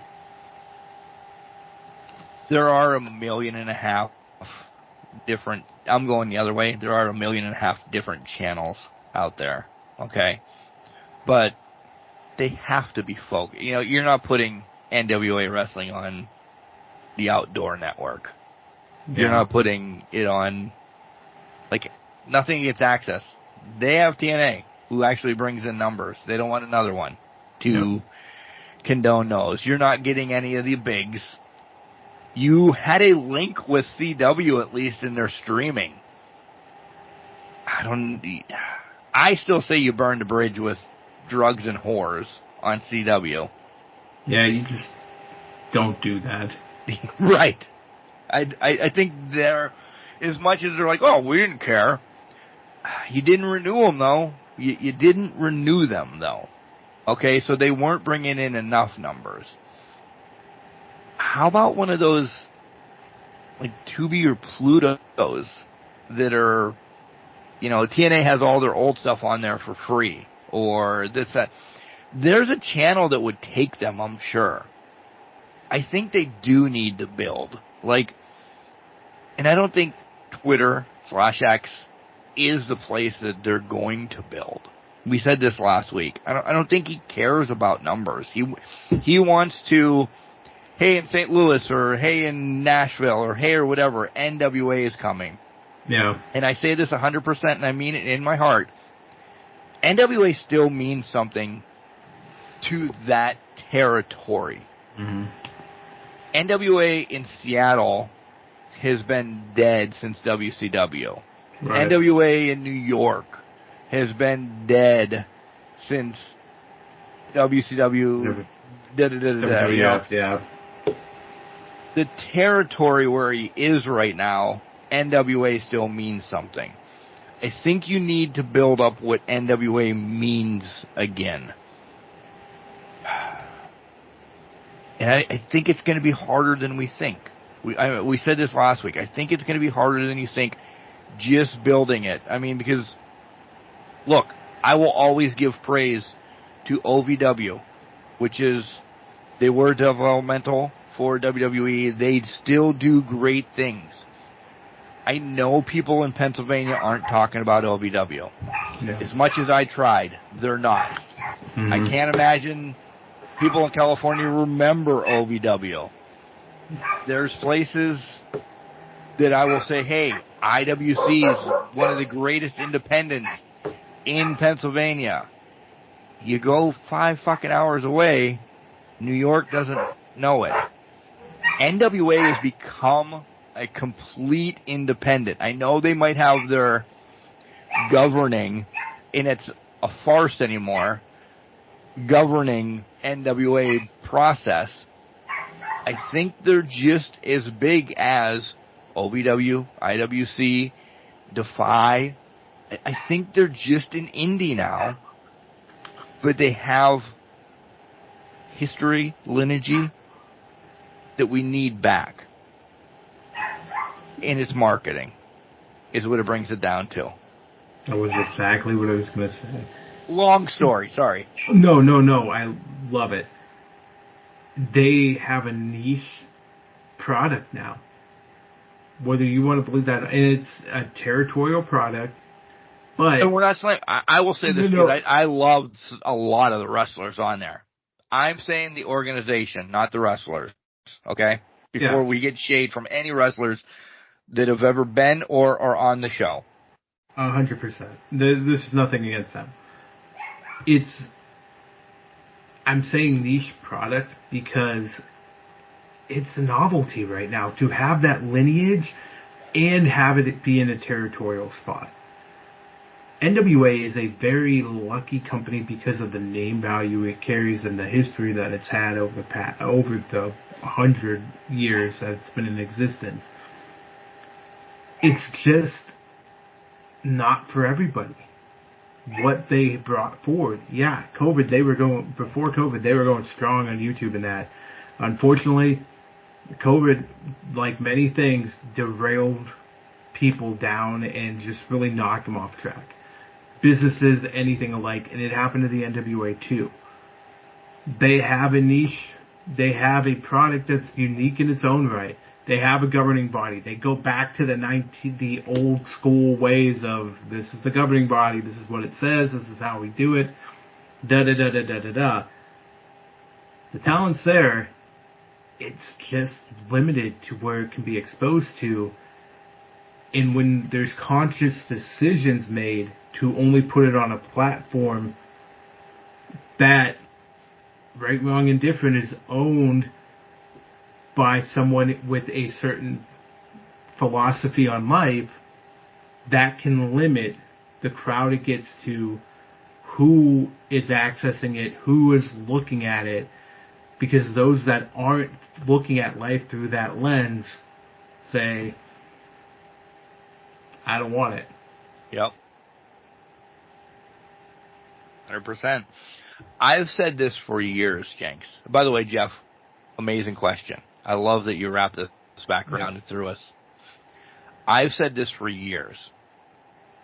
I think if NWA, when it was Flair, Sting, Luger, the Horsemen, were doing exactly what the WWF at that time was doing with their marketing of Bendables and Lunchboxes and Hogan, if they would have made the switch from Flair to Sting 2 years earlier and did same marketing that WWF was doing on the level, I think we're talking more that NWA is around than WWF is around because of wrestling.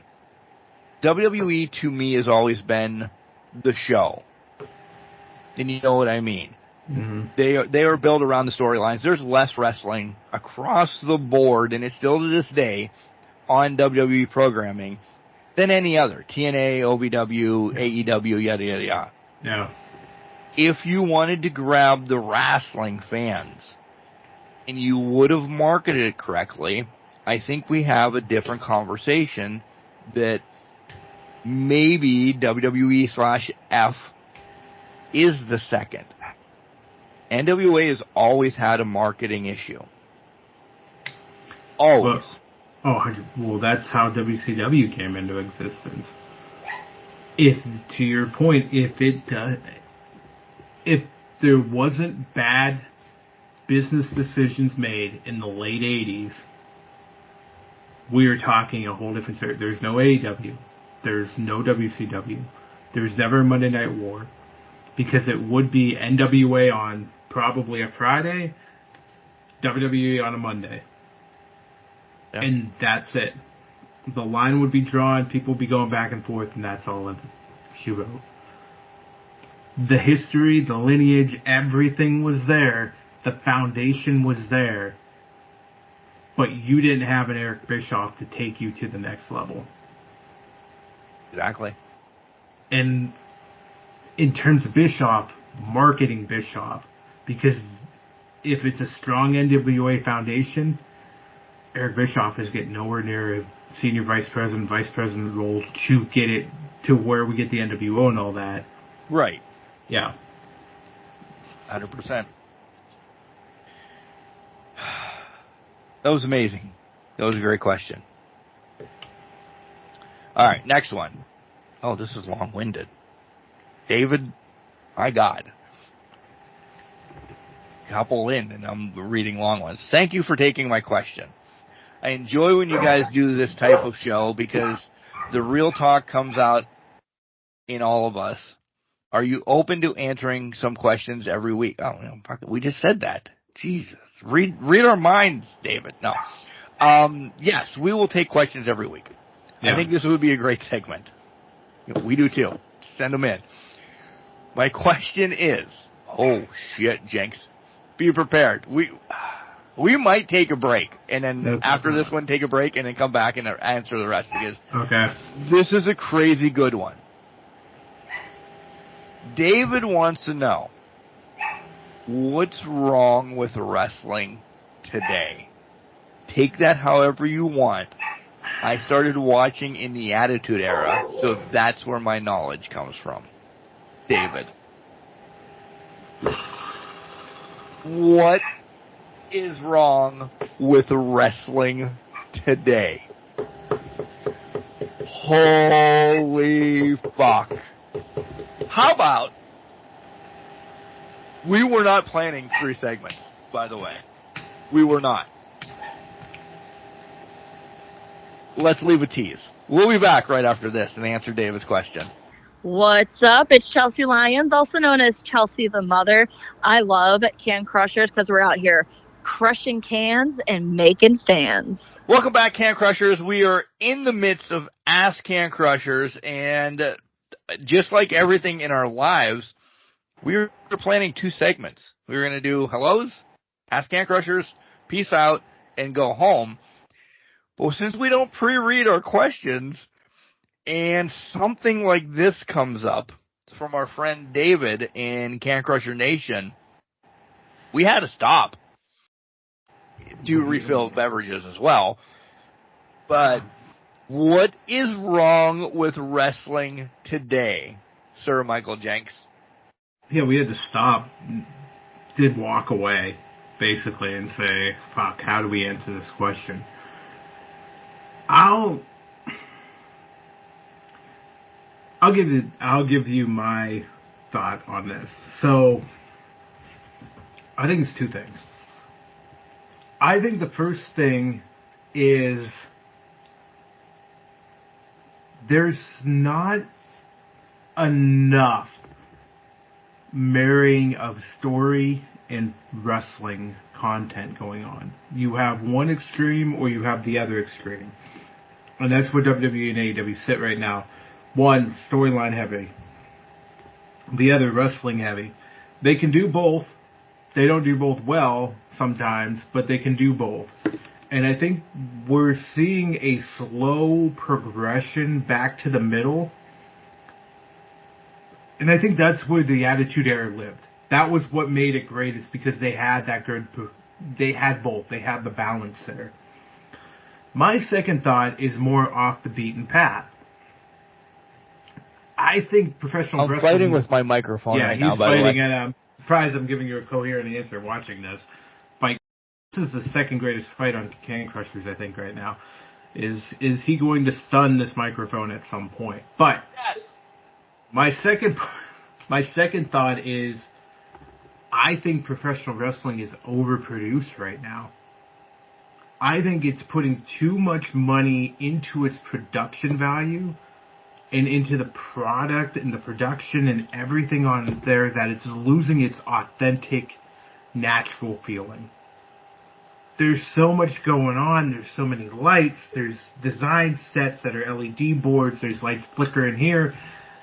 Boards around the thing that have so much marketing on them that you want to throw up and never use that product that's being marketed. I think it's lost its touch with reality, and what how weird that is for wrestling. Reality is, you have a good storyline, you have a good match, you're over the moon and you're ready to go. But they've lost that in some aspects of it. I love how this ties into the last question. first and foremost, David. David and Jeff, you guys must be friends. I hope you are, or at least I hope you are after this rendition of Ask Can Crushers. Because as much, I love your first point. Love it. Yes, okay.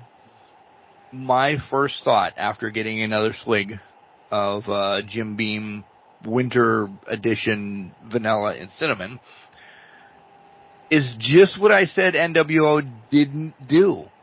NWA, I mean, didn't do. There's two different marketings out there. There's marketing to get your product sawed after and seen, and this, that, and the other thing. And then there's way too much. That's where I think WWE is right now. AEW's not there. So if we're going to pinpoint somebody, I will throw it on WWE. Because you hear me bitch at all the big shows. Nobody in the crowd, no wrestling fan gives two shits if it's Prime, Slim Jim, Doc Otis, whatever brand that you want to throw out there sponsoring the match. There is too much lighting. Wrestling is, in its infancy, carny. You're making it Broadway now. And I understand it is 2024, goddamn close to 2025. Things has progressed. But doesn't need to that much. Take us back a little bit, WWE. WrestleMania Challenge, WrestleMania Superstars, when it was on Saturday mornings, 11 o'clock, and every child at that age fought their family to watch it. 6:05 on TBS. And you know it's different eras. But it was simple. Too much is too much. You can do, what is it, KISS? Keep it simple, stupid? Yep. Listen, I'll say this. And I know there's wrestling fans with masters and doctrines and this, that, and the other thing. And I'm in the middle, so I'm not calling anybody. I'm calling a spade. Wrestling fans are simpletons. We care about the story in the match. Kane was cool when he came out with Fire. Wow, every fucking guy loves Fire. We love dead people. Maybe it was too much with, like, Alberto Del Rio driving a different car out every week, or the catchphrases every week, or something. Like, there's just stuff sent down your throat way too much. What is that, Jenks? In a movie of Brad Pitt's drinking a Budweiser, he didn't pick that. Budweiser gave that movie $1 trillion for Brad Pitt to drink that Budweiser. It's marketing.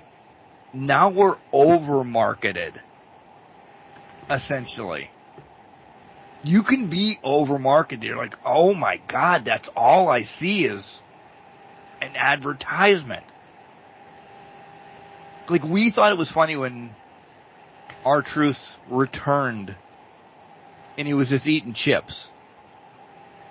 That essentially was just an ad at us. Yeah. It wasn't anything to do with WWE. It was an ad.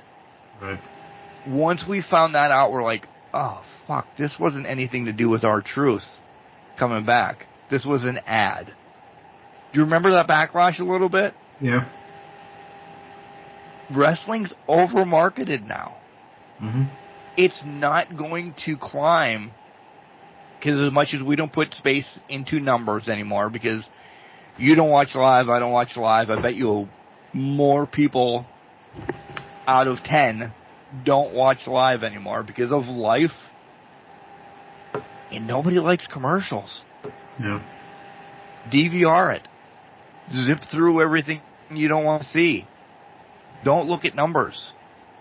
marketed enough to us niche people. So your number 2, I think, is my number 1, and your number 1 is my number 2. Yeah, and I'm going to throw a number 3 in there because you brought it up, and I think we have to address it. It's the fans. Right, wrong, you maybe scream, wait, what do you mean, fans? What do you mean, we're the lifeblood? No, we mean nothing to that show. We mean this. We're there to put money in people's pockets, but we're also there to get entertainment out of. We want this product to entertain us. But we have people that treat it to be the center of attention. As, get ready for hate, the Bible. As the Bible.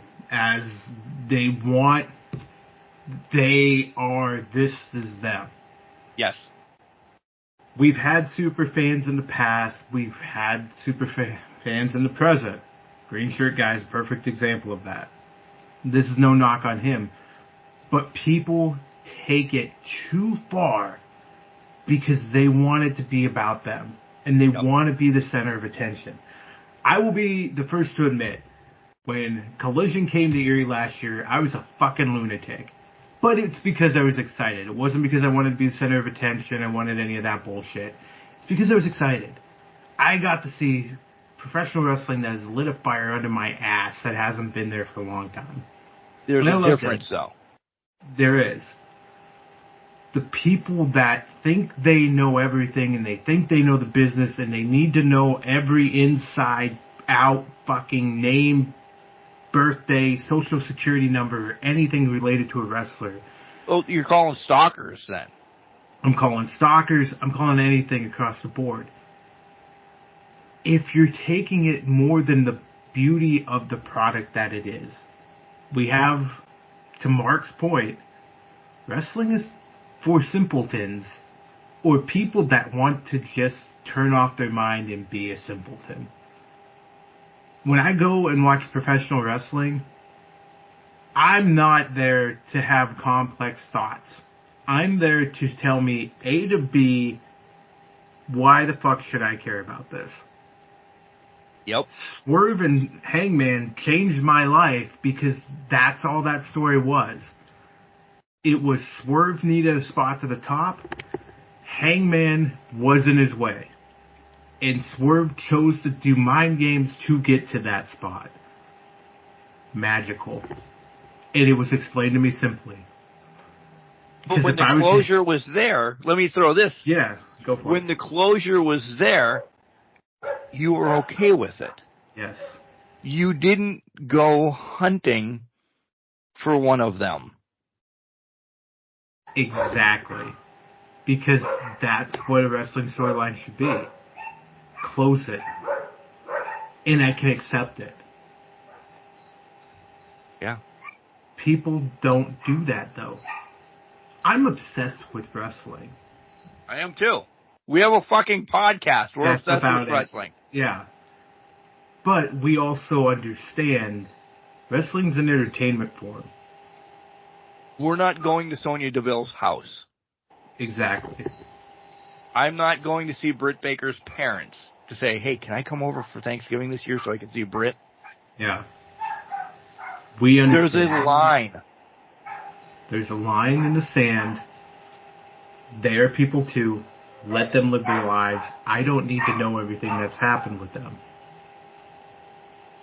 In the scheme of things, it's best put, and you've said it several times, it's entertainment.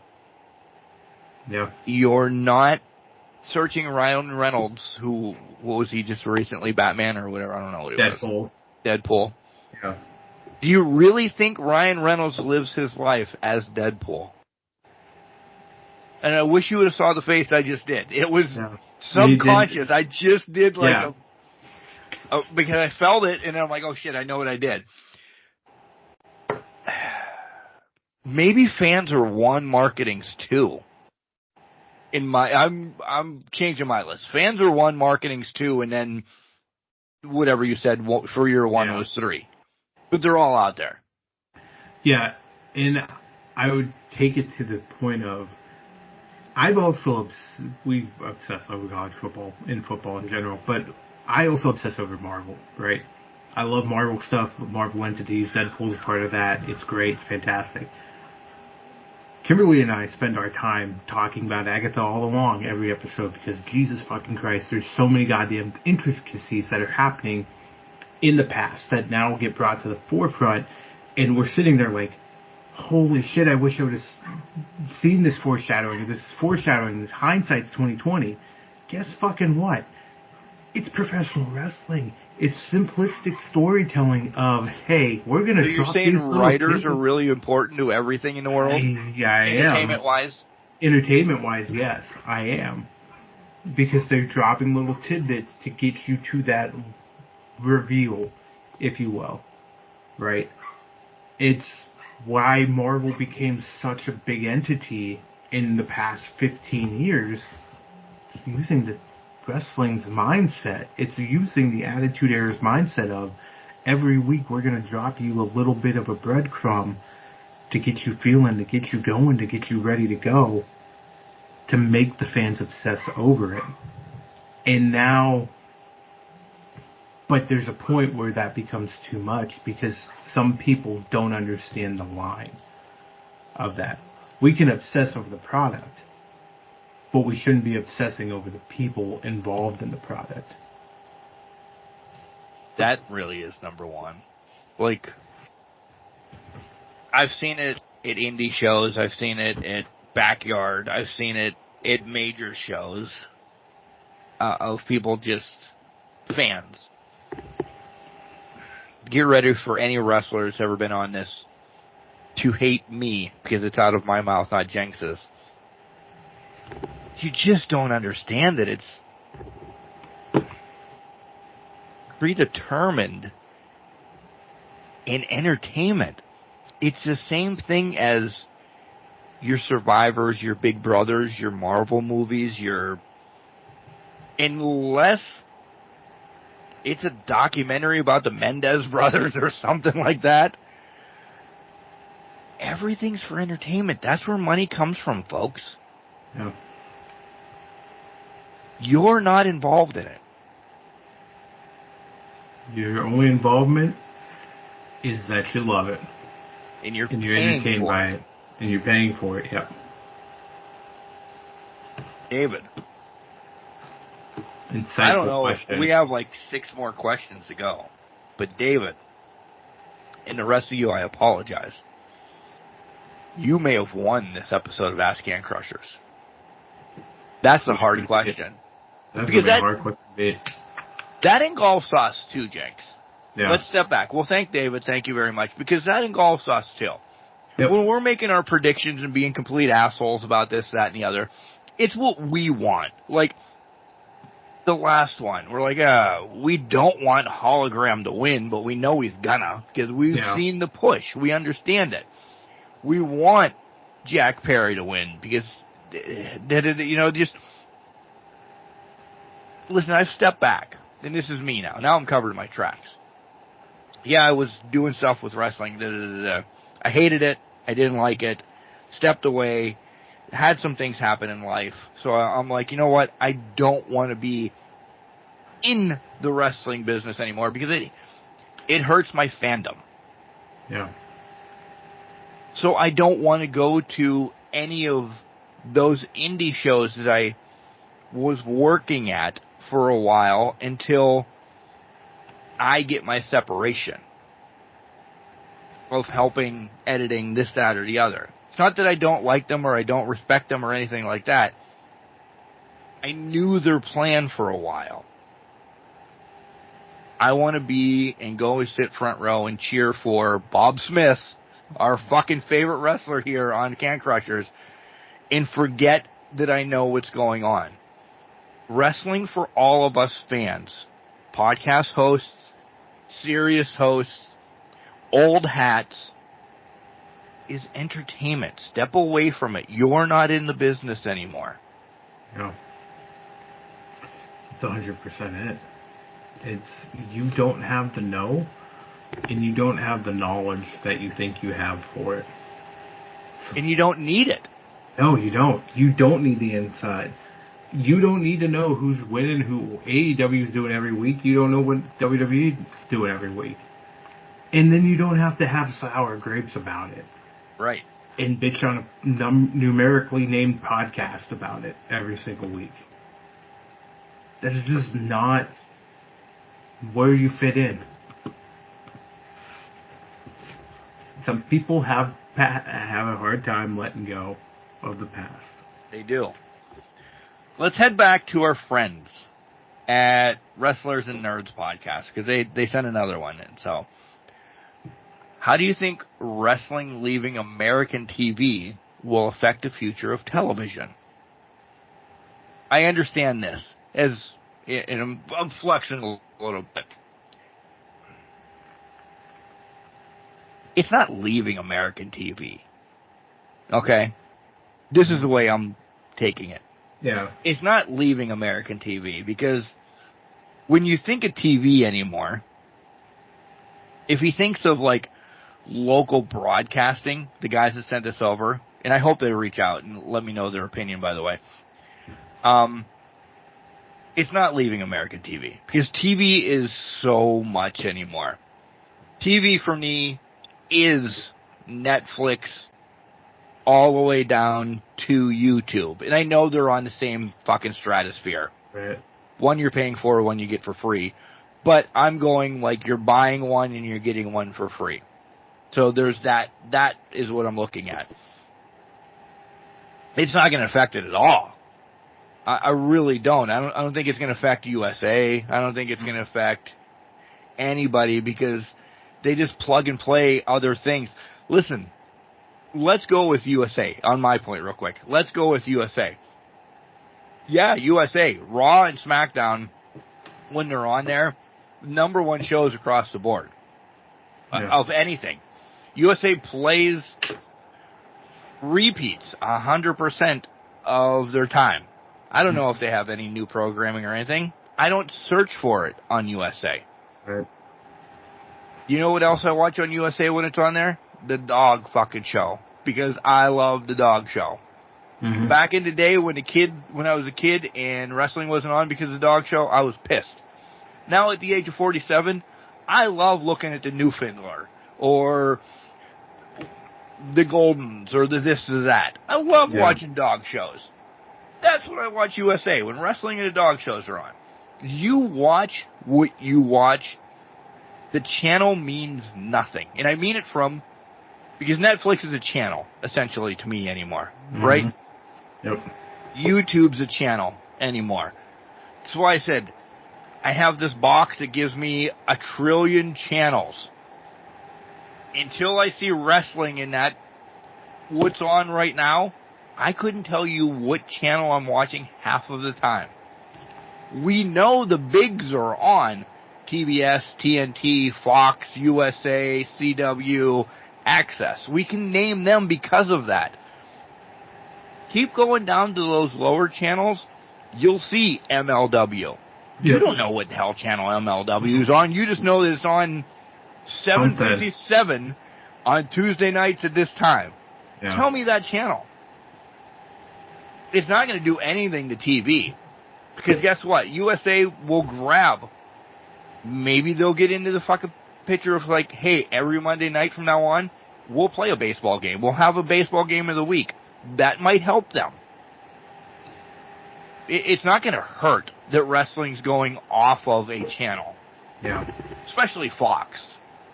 Fox produces way too much stuff of anything. Yeah. You'll see Mike Jenks against a millionaire in a fucking sledgehammer contest. Yeah. And people will watch it. Oh, 100%. To your point, moving to Netflix is more of an evolution in the TV game. People are consuming their content. We talked about it earlier. We're not watching wrestling live some of the time, most of the time. All of the time. Because we have the ability to watch it whenever. Streaming allows you that ability to watch whenever you want. We could sit down on Monday nights and say, oh, I'm going to watch wrestling at 9 p.m. or 8:57 p.m. on this channel. Cool, but it doesn't matter anymore. That's why when I see the arguments of Nielsen ratings and demographics versus who actually watched it, I just don't put any stock into those anymore. As a consumer myself, I'm not putting stock into those. No. I know they have their place for your advertisers and your sponsors and all of that, so they can say, well, if I get the 8:45 slot during Monday Night Raw on a Monday, I'm going to more than likely get X number of viewers. That's where I want to put that in. That's great for them. But as a consumer, as a fan, it doesn't matter the medium I'm getting it on. What matters is I have access to it. And I don't have to. We've evolved in our technology enough that I don't have to make sure at 9 p.m. on a Monday night I am front and center with my fat butt in front of a television watching Raw. I can spend the evening with my fiance or doing whatever I feel like and have an enjoyable evening and say, well, I can come back to that tomorrow when I got some other time, or at work, or I'm at work, whatever. But I can come back to that at another time during the week so that I can watch it for our show, right? I think that's the evolution here. It may not be for the older generations, but it's for those that are coming in. It's for the Marks of the world. It's for the me's of the world. It's for those that are just being born. The Ethans of the world. It is for us. Now that we have the streaming, it allows us more of an opportunity to take it in. The Monday Night Wars wouldn't have been a thing if they had streaming. Not at all. Because you'd pick your product and you'd watch the other one right after it. As much as I just pissed off about product placement, that's why you're getting ads in everything across the board. I don't care if a show is on ABC, NBC, CBS, any of those big four, which aren't big anymore. Right. They're not. No. When was the last time you're like, oh man, I have to make sure I watch something at Sunday night at 8 o'clock on ABC? None. No, it's been... Unless we're us because it's football or we're taking sports out of it, but sports have their own. Everything has product placement into it. Oh yeah. So let me spin that. Just because you see LA Knight eating a Slim Jim, are you going out the next morning to buy a Slim Jim? No. Sometimes product placement just doesn't work. No. Even when Macho Man was selling Slim Jims, I've bought them before, I've bought them after. Sometimes they're good, sometimes they just don't hit. It depends on if it's 2 o'clock in the morning when I'm leaving the bar, they're fucking amazing then. Guess what? A Slim Jim at like 11 o'clock in the afternoon? Good Lord. It's not good. No. That's it. Well, and then that's why they evolved the packaging to say the Savage version. So you have the big thick log to shove in your pie hole at that point, right? I think to your point is they have to do the products because they have to get it in front of you somehow, some way. If you're not watching the commercials because you're DVRing it and so you could stream past it, unfortunately they have to put the big blaring colors on the sideboards. I know. You see it, right? Prime. Well, to that point, WCW back in the day, Slim Jim. Hey, this is it's baked into the set pieces and into the ring mat. That's why WWE for the first time, and I can't remember if they used to do it at all. I don't think they did. That's why there's a Prime bottle in the middle of the ring now. Yeah, all the time, every pay-per-view. It's there. Because they know the streaming's going to do the numbers after the fact.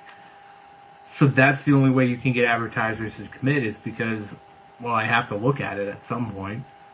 Again, next week is Saudi's show, Crown Jewel. I don't know what time. Nor do I care. Yeah. Pitt's playing SMU. That's one of the biggest games they have left. There's no way I'm missing the Pitt game compared to Saudi when I know I can rewatch Saudi after the Pitt game or Sunday. Yeah. Or before we record Friday. Yeah, exactly. So, great question that spun us all around. All right. Next one is from Terry. Keep crushing it, boys. Thank you very much, Terry. As noted on your show, not sure who said it first, but do you really think Darby is going to be AEW champ? With the crazy stuff he does, one move will end his career. Oh, Terry, we've said this too. One move will end his career, and then what do you do with the title? I do not think he represents a world champion. He is a sideshow. Oh. Keep giving him the mid-titles. Terry. Terry, I appreciate your question. I get the sideshow comment that you were trying to make there. Disagree with it wholeheartedly. Because Darby Allin, whether you like it or not, is the heart and soul of AEW. Because they will take it to that extreme. I think it was a matter of timing with who said it first or not, because I think we were both thinking it. We were both there. But I think it opens up, I think over the past couple of weeks, we're opening up the opportunity that it's either Darby or it's going to be OC that are taking this title off of Mox at some point. I'm more on Darby, I think. I am too, because I think they baked in that story a lot better, and I think OC needs to cook his a little bit more. He's just getting on board with being the leader of this whole revolution thing. I will say this. I think Darby can be your world champion if you're willing to accept it. Because, like I said, Darby's the heart and soul. He is taking the risks that he deems necessary to put himself on the map and as a viable contender. And that has put him in the crosshairs of Mox. And it's a perfect epitome of what AEW is versus what Mox is trying to instill. Remember a couple questions ago we had about the whole NWO BCC thing? I'll revert this back. BCC is not the NWO. But Darby Allin is WCW Sting. There's a reason they paired them together. Now I'm there. He is. Darby's title reign, when he gets it, Terry. We're throwing a lot of schneid out today, by the way, Jenks. We're mad at people, and I don't like this. We're not mad at people. I love the question. I do too. When he does get it, and I believe it will be from Mox in said months, I don't know if he has it long, but it will be memorable. Because this is Darby Allin. AEW Darby Allin. Who, get ready, probably shouldn't be a wrestler in some people's eyes. He's more of a stunt man. He's this, he's that. I'm just being realistic. He is crazy AF, as the kids say. And he is. But fuck, when he's in a storyline, he lives it as he's the Undertaker. Yep. You know who else was a crazy stuntman? Mick Foley. Yeah. And nobody thought he was going to get the title on January 4th, 1999. It was Eric Bischoff. And Bischoff made Shivani go out there and say, oh, our Cactus Jack, known as Cactus Jack, is going to win their world title. That should put some butts in the seats. And you know what happened then? 600,000 televisions turned to that. Rightfully so, because those that stayed got the finger poke of doom. Yep. And everybody saw Mama Foley's baby boy win the title. And the world changed. Professional wrestling has never been the same since January 4th, 1999. Yeah. Because there was no competition after that point. 84 weeks. Remember, he calls his podcast 84 weeks. That was the 84th week. And then they lost. Their company. Terry, I know we're going down a different path. And I don't think it'll happen WWE AEW. But it will be the same type of momentum. Because Darby has one of the stronger fan bases, crews, crazy ass motherfuckers AEW has seen since their incarnation. Darby is as important to AEW as Chris Jericho has been. The new ROH champion. By the way, we haven't brought that up, but we've said why. Yeah, we've said why. But Darby Allin, listen, we just had a conversation about the pillars and said Darby is not in the top 3, he's not close, he's not anything. That's because this journey is going to be what changes that perspective. For me, at least. Hold your thought. Because I've been pandering this one. What's up, guys? It's your old friend Drake. I've heard your hints the last couple of weeks. So you know what I'm going to ask. My favorite fucking question, Jens. Let's talk Pillar Boys. AEW, WWE. Go. I think pillar-wise, Darby, Jack, MJF. It used to be Britt. It's not Britt anymore. I think it's Swerve. That's your 4 pillars in AEW right now. If I'm talking real talk. I am too. I always want to throw a woman in there because I'm that guy. It's definitely MJF for me. It's definitely Darby for me. There's a new generation coming in AEW, and I think it's going to be with Darby. It might be subtle. Darby, to encapsulate the last question, Darby's going to be a thing. Yeah. Danielson wanted to lose it to a friend. Mox might have it for a couple months. Darby's going to lead this new era, or whatever. Have it be short-handed, or whatever. I think Darby's title run is going to be something. Jack, by far, and I don't mean by far, like above everybody else, but I think Jack is there. Women, Jenks, I'm shocked that you didn't say this. This is your girl. I love Mariah. I'm a huge fan of Julia when she comes back. I think Julia is a little bit away from being a pillar because she's still so young.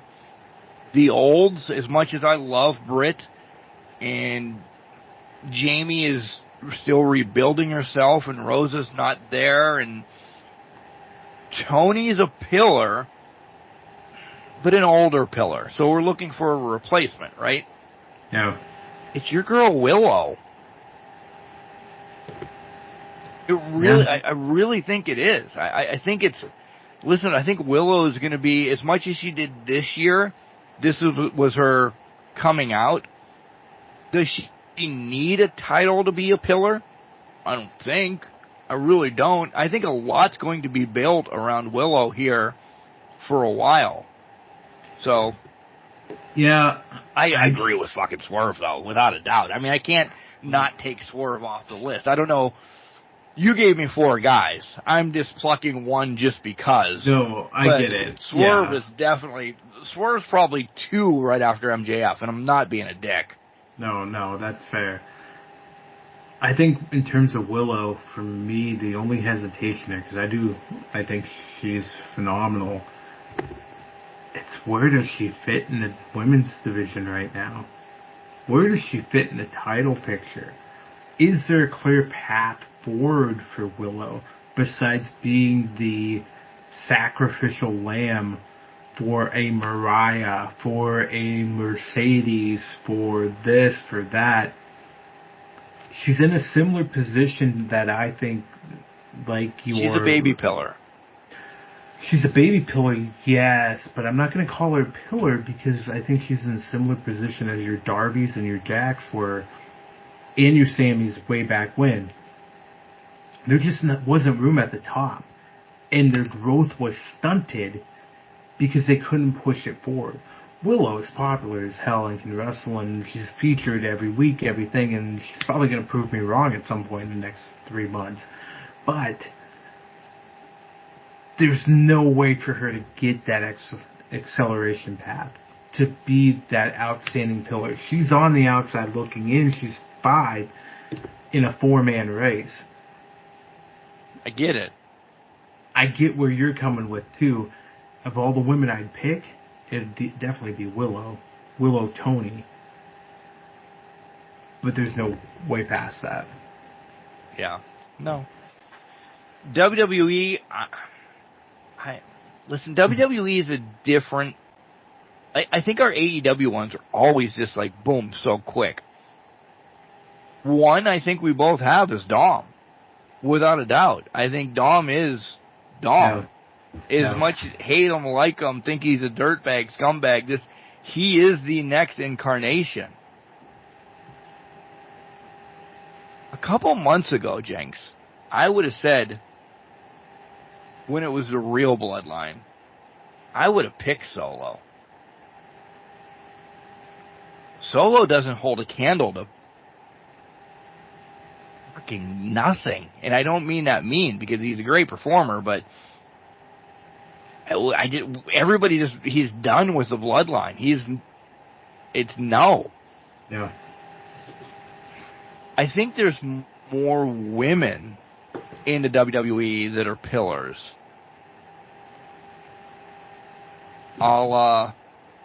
You have Stephanie down in NXT. That's going to change. You have Julia down in NXT. That's going to change things. WWE is very build the legends and keep them up there. A la Roman, a la Randy, a la da-da-da-da-da. The only other one, not a fan yet, but I really think he's on the path, is Braun Breaker. New IWC, IC champ, not IWC, but regaining the IC championship. I see your points. Completely agree. But I will always say with WWE, it's easier to break into 2 different paths. The women and the men. They each have their own pillar systems. Right. We're going 4. I know I was going to break it. No. I'm going for. It's Dom, Jacob Fatu, Braun Breaker, and Gunther. And here's why. Monday night, when you put Braun Breaker and Jacob Fatu face to face on the outside of the ring after Solo saved Jay from getting speared, and the crowd reacts, you know you have lightning in the bottle with those two. You know that is a future WrestleMania main event, whether people want to admit it or not. Dominic Mysterio is so hated right now. He's the ultimate heel in the company, and he will eventually be the ultimate babyface that everybody loves. Just like a la Eddie Guerrero went from being the ultimate heel in WCW to being the ultimate face in WWE. It's going to happen. Gunther is the ring general because he can center and control everything around him. He is the piece in the middle of all of this chaos. Jacob's athletic as hell, bigger guy, can do a lot of fun stuff. Braun Breaker is your Goldberg with more talent in his destruction and can do everything. And then you wrap it right around to Dom being the ultimate heel. Gunther is your ultimate, I can be a heel, I can be the best wrestler in the game, I can control the environment, I can do everything to make these three even better than they are. Those are your 4 future pillars of WWE. And I know Gunther's an older one, but he's older he will be around a long, long time. I like how you're easy to break WWE apart as both. Stephanie, Julia, Tiffy, and the fourth woman might be tough for me to pick if you're going to say, let's break it down woman to woman. I think it's the 3 you named and Roxy. Oh, shit. She's right in front of me. Yeah. They have... The Prodigy. The Prodigy. They don't give you a win over Julia, whether it's by hook or by crook or straight up, without you being the centerpiece. Yeah. So, there you go, Drake. Early, but you know how to play the game. Because... It's time to play the game. They played that during the pit game last night, by the way, and I went, really? I lost my mind. I did. And people were like, what is this? I'm like, it's Triple H. If I had something to spit, I was just gonna ask if you had water. I did not. Ethan would have went back to the car at that point. He really would have. I had, by the time they played the Triple H theme song, it was like right after Sweet Caroline in the third quarter, I was drinking hot apple cider because it was fucking cold. Ooh, hot apple cider. Outside. The hot apple cider was hot, but it was chilly. Yeah. I digress. We gotta move along. Next question is from Gene. Jenks, you might like this one. Okay. I like how I can read and decipher who it's from. If you could change the path of a jobber to make them a star, who would you pick and how far would you push them? We've had a lot of serious questions this show. This is going to be fucking fun. This is fun because there's a ton of them that I could name. Like, there was so many. Jenks is thinking, by the way, so I'm okay with this. At one point, this is not my pick. Outback Jack, when his vignettes came out, I'm like, holy fuck, this guy's going to be an Intercontinental Champion tomorrow. Or if we're going to go to, like, because he got some wins. He got some wins over notable people. But then you want to pick, like, jobbers. And listen, Gene, probably older, no disrespect. For enhancement talent. Correct terminology nowadays, but whatever. Jobber's still cool. Yeah. We picking like Iron Mike Sharp, we picking Gilbert, we picking Barry Horowitz, Rene Dupree, Rene Goulet, like and I knew Dupree did have some tag team title things, but he essentially ended up being a jobber overall too. But like there is a litany of people that I'm like, oh man, who's on your mind?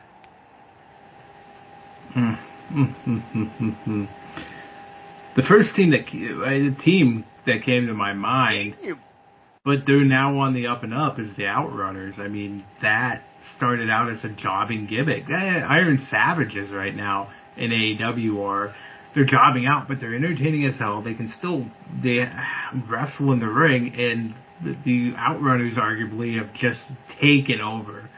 They have. And that, I cheat a little bit there, but man, that's the team I think of right away. Jobbers, when I think about, God, I think about the Job Squad at that point, too. I mean, you had Al Snow, Hardcore Holly, and you had everybody in the Job Squad. You've had fucking, who the hell was it? Golga, unfortunately, that they brought back. There's so many good ones, though. Just pick one out of the litany that you had, and how far would you have pushed them? Go with our friend Al Snow from Collar and Elbow. if I go Al Snow, I'm pushing him towards... I think Al Snow could challenge for the world title. What the fuck are you saying? What are you... I thought you'd say U.S. title or IC title or something. No, because he had the European title. He did. He flirted with the IC title at one point. My thought is... Sponsorship gone, by the way, due to me. I know, right? If I go Al Snow, I'm going to go this route. He carried a lot of those hardcore matches because of how he was very entertaining in them. Then he molded some generations of talent, OVW included. He's producing them at a higher rate.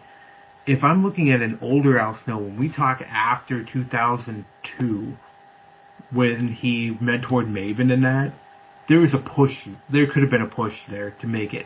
If Hardcore Holly can get main event status and kind of flirt with the WWE title, Al Snow could have done it too. I'm sorry. Maybe we're getting a better sponsorship. Keep talking. I'm just spitballing here because Hardcore Holly got the world title shot in 2004 because his neck got broken by Brock Lesnar.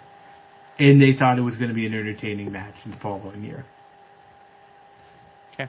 You telling me Al Snow couldn't have got that same thing? Yeah, he could have. He could have. Al, we're always for you. I'm going Iron Mike Sharp. I think he had a hell of a physique for that era. Mm-hmm. The gimmick of him always having the broken arm and this, that, and the other thing, and he tried to use it, and it always backfired, essentially. You switch that, and he actually hits it behind the ref's back, and he's just a dirty son of a bitch all the time. Why couldn't... You're telling me he couldn't have beaten Hogan with... No. He could have slid into... By the way, we had the Heenan family thing. He would have slid into the Heenan family. Iron Mike Sharp slid into the Heenan family. He's instantly a lower upper card because who he's with, right? Yeah. So Orndorff doesn't get the victory over Hogan or whatever. Iron Mike Sharp does. Because he just twisted his fucking wrist bracelet thingy the other way. Yeah. He had the physique. Yeah. Back then when the physiques mattered. Oh, yeah. I'll give you one more. I think Ming was done a disservice. King Haku and Ming.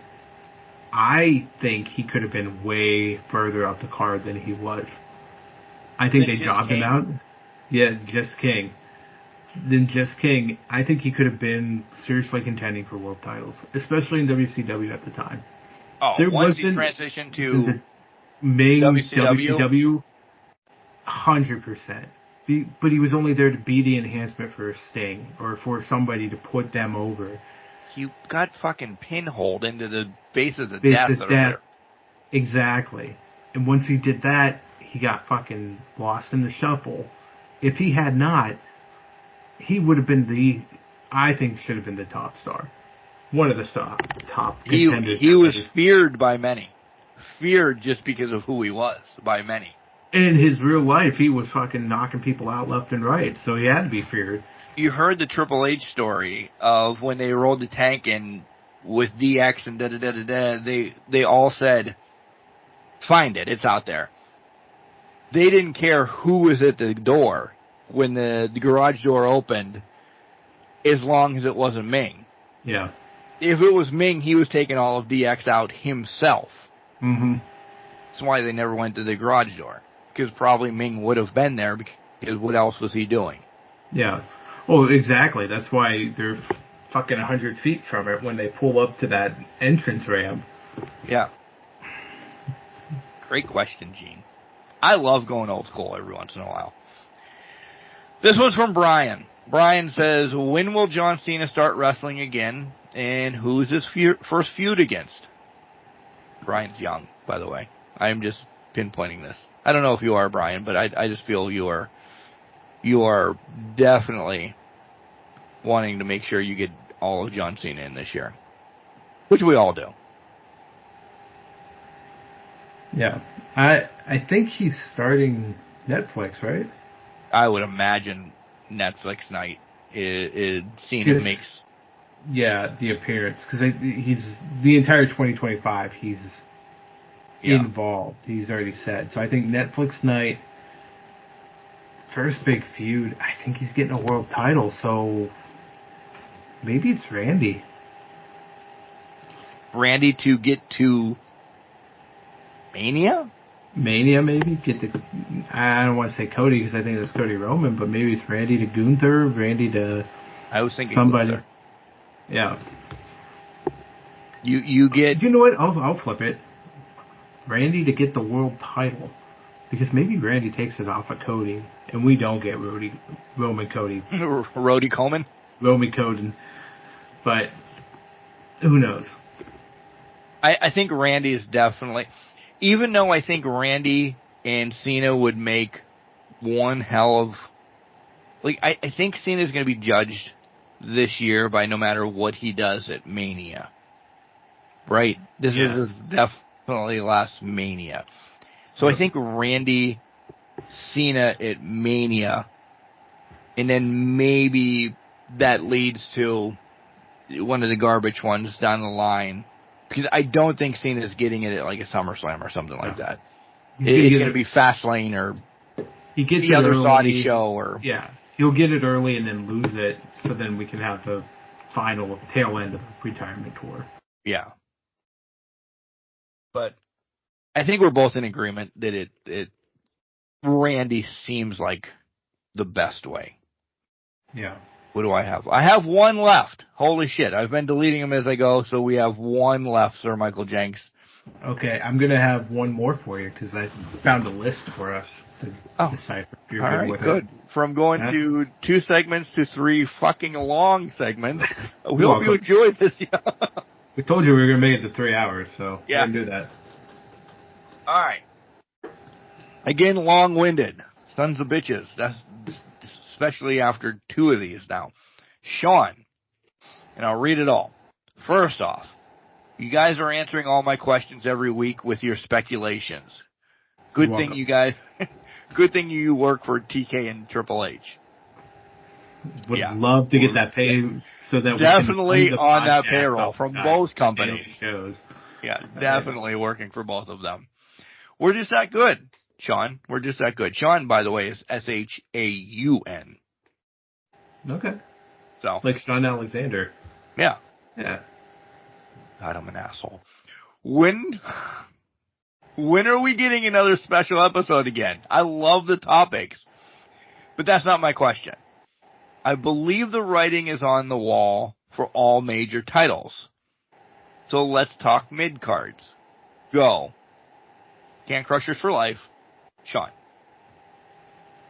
So he does have 2 questions. When are we going to do another special? And we do love doing specials because we record those randomly when we're not doing anything. We do have a list of 5 or 6 of them that we'd like to get to, but shit always comes up, yada, yada, yada.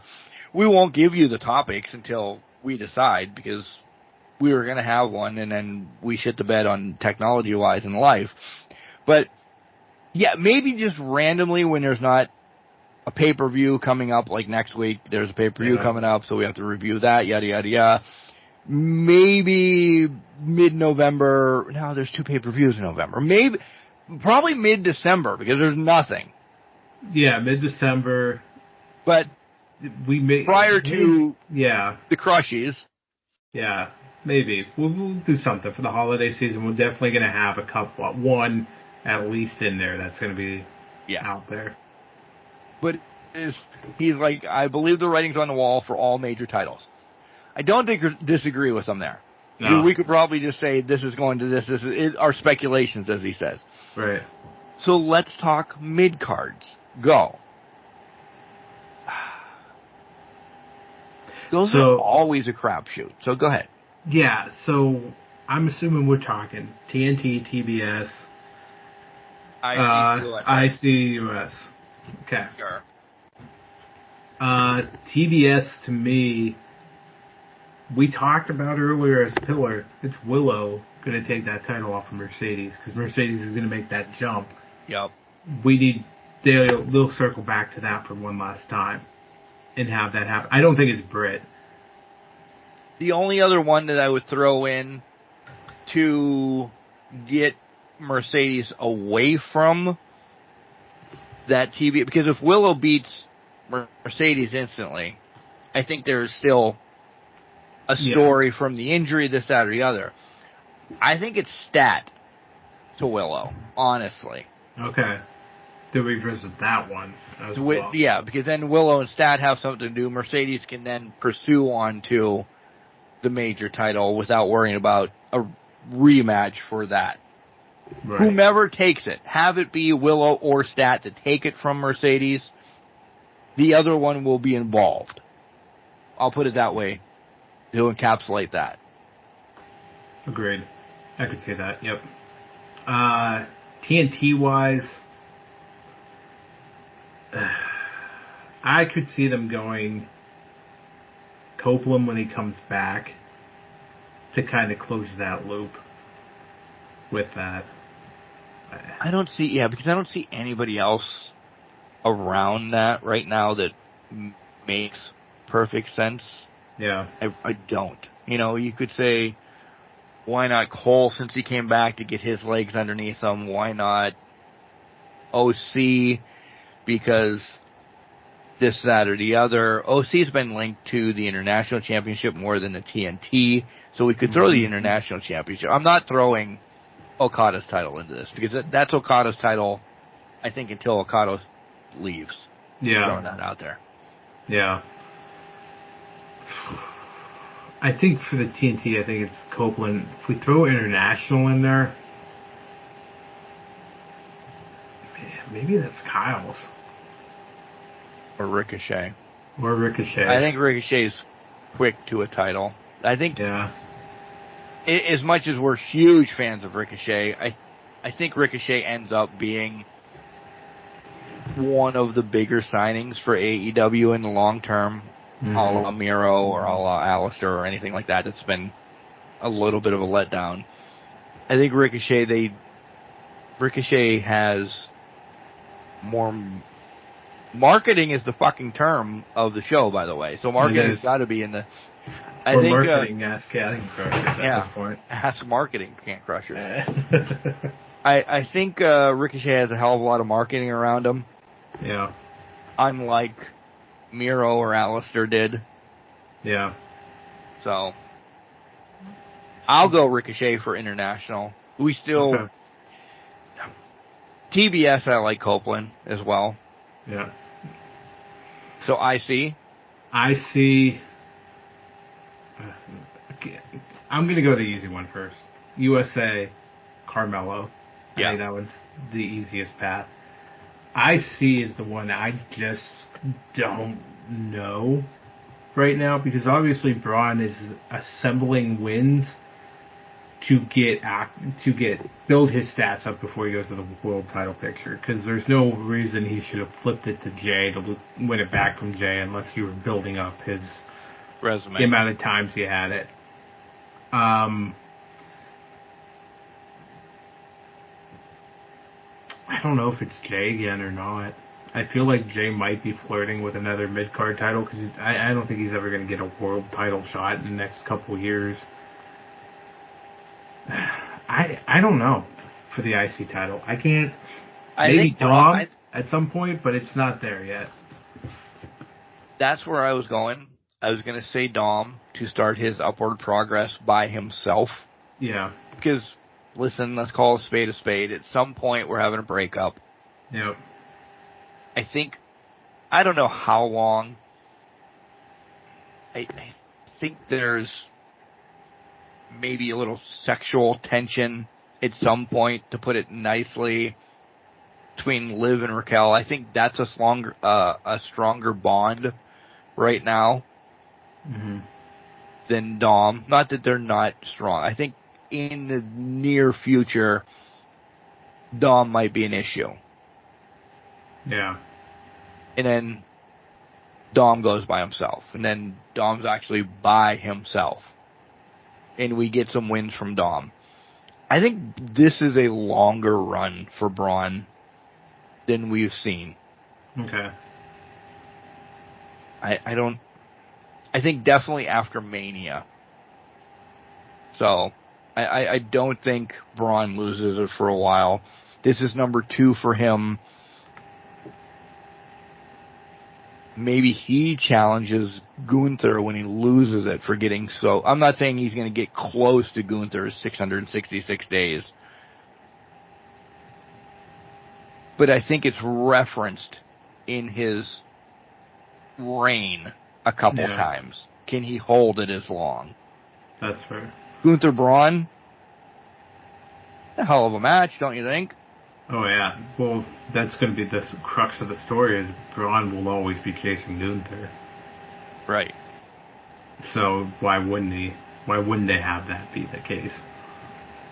IC is the toughest one right now, I think. Yeah, especially since it just changed hands. There's no clear path if Jay is wanting to come back. I think it's smart to take it off of Jay for War Games. Yeah. So. Well, the way they did it, they built it up specifically for War Games to make that the case. Yeah. Yeah. You got one more. We're going to wrap this up hard. By the way, that was, again, from Sean. Thank you, Sean. All right. I just came across while we've been doing Ask Can Crushers. You guys know I visit the cesspool that is X to get, because there's still some good wrestling content that's out there. Sports Illustrated dropped their top 20 WWE wrestlers of all time. So, yeah. Oh, there's going to be segment 4. No. Yeah, right, no, right? We'll run through this. I'm thinking, let me go 20 to 11 general reactions, and we'll do 10 to 1 general reactions. How's that sound? Deal. So we'll burn through the list, and then we'll go through it. So, 20 to 11. Number 20, Becky Lynch. Number 19, Mick Foley. 18, Chris Jericho. 17, CM Punk. 16, Andre the Giant. Way too low. Way too low. 15, Randy Orton. 14, Edge. 13, Roddy Piper. 12, Kurt Angle. 11, Macho Man Randy Savage.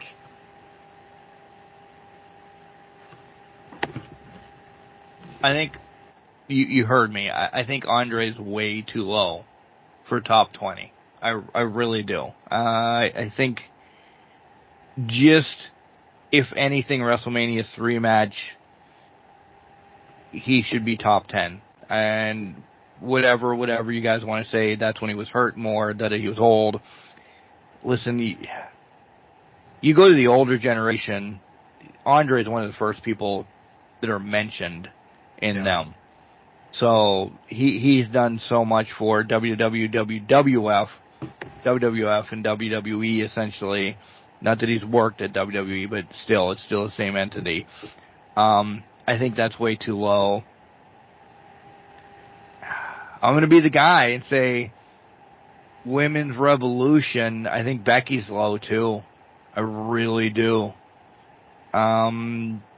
She brought a lot of little children over to be the last kicker, to be the man, to be the mom, to be everything that she is. I hate that Bex is. I hate more that Bex is that low than Andre is that low. Honestly, in real life, as much as I am uber Macho Man might be a little bit too high. He could be. He really could. As much as earlier in this show I said he's got one of my most favorite matches in my life. It's by tenure, essentially. I don't know. I'm living today, I guess, so Randy's still relevant. This is a tough fucking list. Yeah. I'll say this. If I'm going in terms of people that put benchmarks up, or they really solidified and put stakes in the ground and said, I am this company. Becky, Andre, Randy, and Piper are too low. Because I think Becky, the women's revolution, she should crack top 10. Just for everything she did with that, with Ronda, main eventing, everything. Andre, to your point, he was the original big guy, the immovable object that you had to go through. And even when he was at the end of his career, when WrestleMania 3 happened, it was still the biggest main event in history. 93,000, despite what other wrestlers might do. 93,000. I don't know if you watched the McMahon thing yet. Yeah. 93,000 people ate that shit up. Right? I was in Kittanning, Pennsylvania, watching that on closed circuit. Fucking a pool. What a town, too, by the way. Fucking Dad hated me for that. We were in a church. Again, if it's sports related, I can remember it. I don't remember children or wives or anybody else's birthday. And you ask me who the 15th president of the United States is, I'll probably say Bob Smith. To that point, Piper was legendary in just how he talked and revolutionized the 80s. He was the 80s baby for WWE. And then we talk about Randy. You said he might be a little too high. To me, he was as integral to those first 5 to 7 WrestleManias as Hogan was. He was a lifeline. He was the story of WrestleMania 4. He drove the Mega Power storyline to its T. Him and Steamboat at 3 was... you mean Savage? Yeah, I was thinking Orton. Sorry. No, not Orton. No, Savage. He was driving as much of the undercard and the main event as Hogan could have done or as anybody else could have done. So to me, that helped the company along to where it's at today. Orton, it is a tough list. I think Orton could have an argument to be moved up more, but I don't think he gets past the top 10. Yeah. All right. This top 10 is going to be fucking brutal. This top 10 is something else. So I'm going to go 10 to 6. We'll stop because I think we need to digest after this conversation. So, number 10, Bruno Sammartino. Way too low. Unbelievably too low. Number 9. We'll come back. Number 9, Bret Hart. Number 8, Shawn Michaels. Number 7, Triple H. Number 6, Undertaker. You could guess the top 5, but we're going to stop at 6. Listen. We'll get people that don't listen to us after this anymore. We'll get whatever. The character of The Undertaker is unbelievable. Mm-hmm.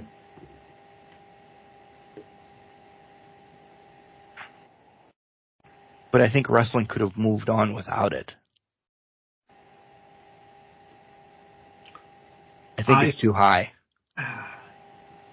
The character, yes. The person doing it, no.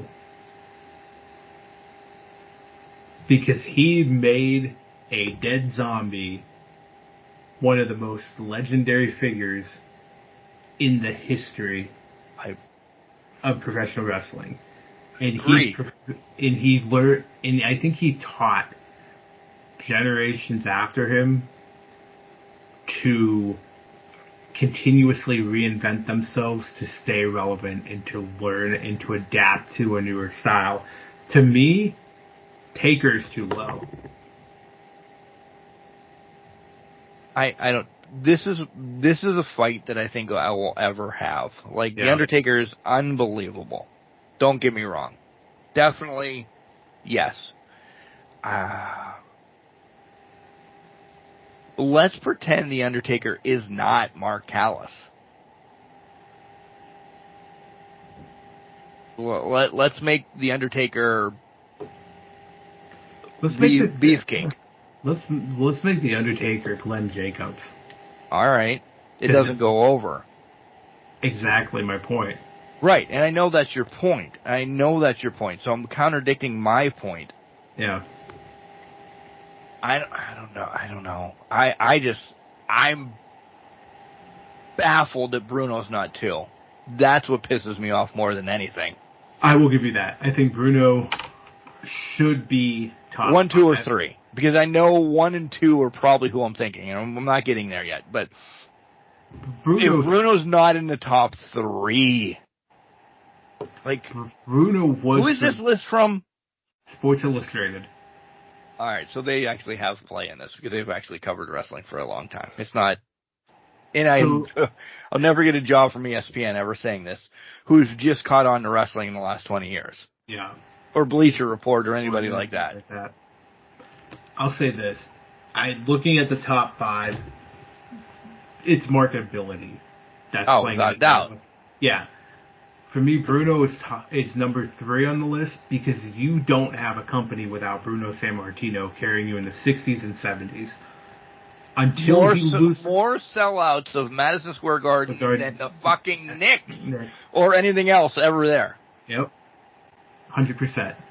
The only other person that could compare to selling out, and people are like, that's apples and oranges. And you're right, it is. You put Bruno on a card on a Wednesday night, Madison Square Garden, and yes, people are like, but that's not anything anymore. It doesn't matter. It meant what it meant then. Madison Square Garden is still the epa of pro wrestling. Ask anybody. Yep.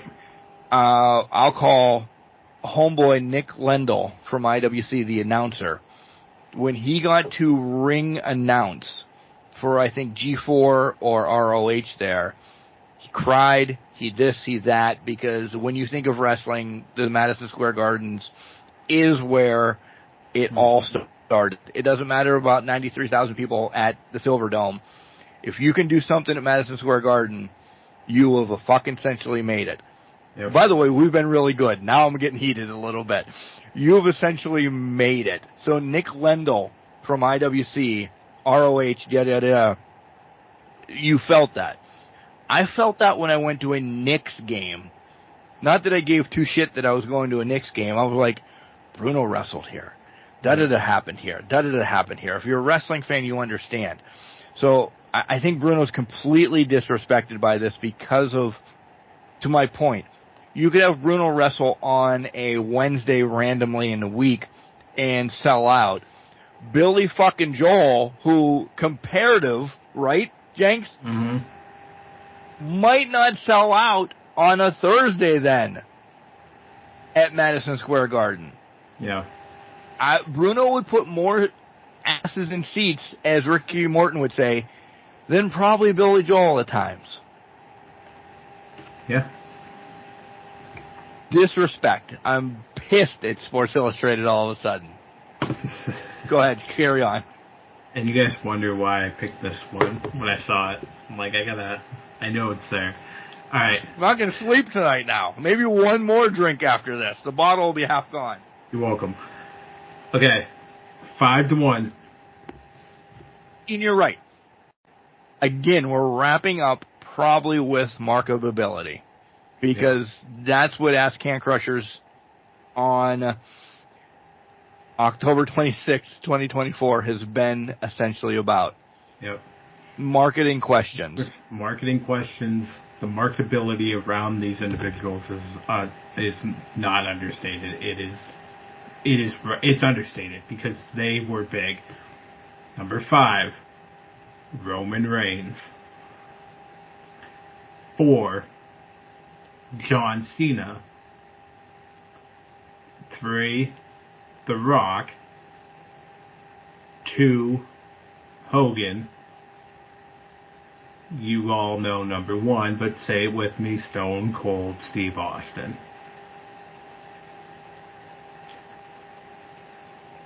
It's marketability, but I will say this. Rock and Roman are not my top 5. Bruno and Undertaker are my top 5. Bruno rolls up in there. Okay? Yep.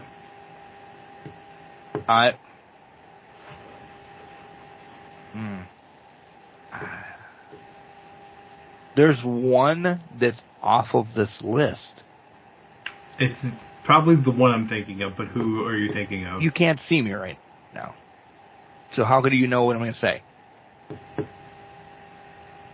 Why isn't Cena on this list? Cena's number 4. Did you miss that? Yeah. Oh, yeah. Cena's 4. Oh. I thought you said Rock at 4. Wait. Rock is 3. Okay.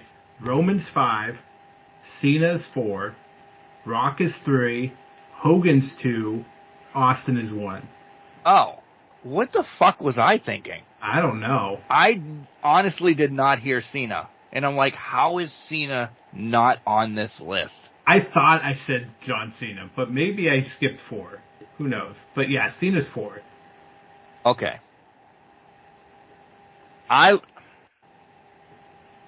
Listen, if anybody I'm taking out of this, I'm taking The Rock out of this. For real, for real. I don't disagree with that. Because of the tenure of length of time wrestling. Roman's bringing Gates now, so yeah. I can't take him out of 5.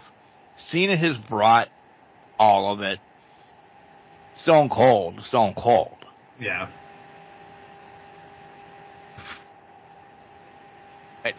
We don't even speak of Hogan. I mean, listen,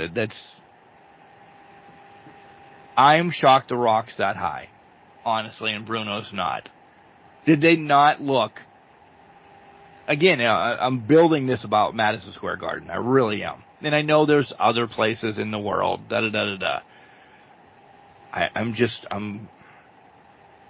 yeah, I don't know.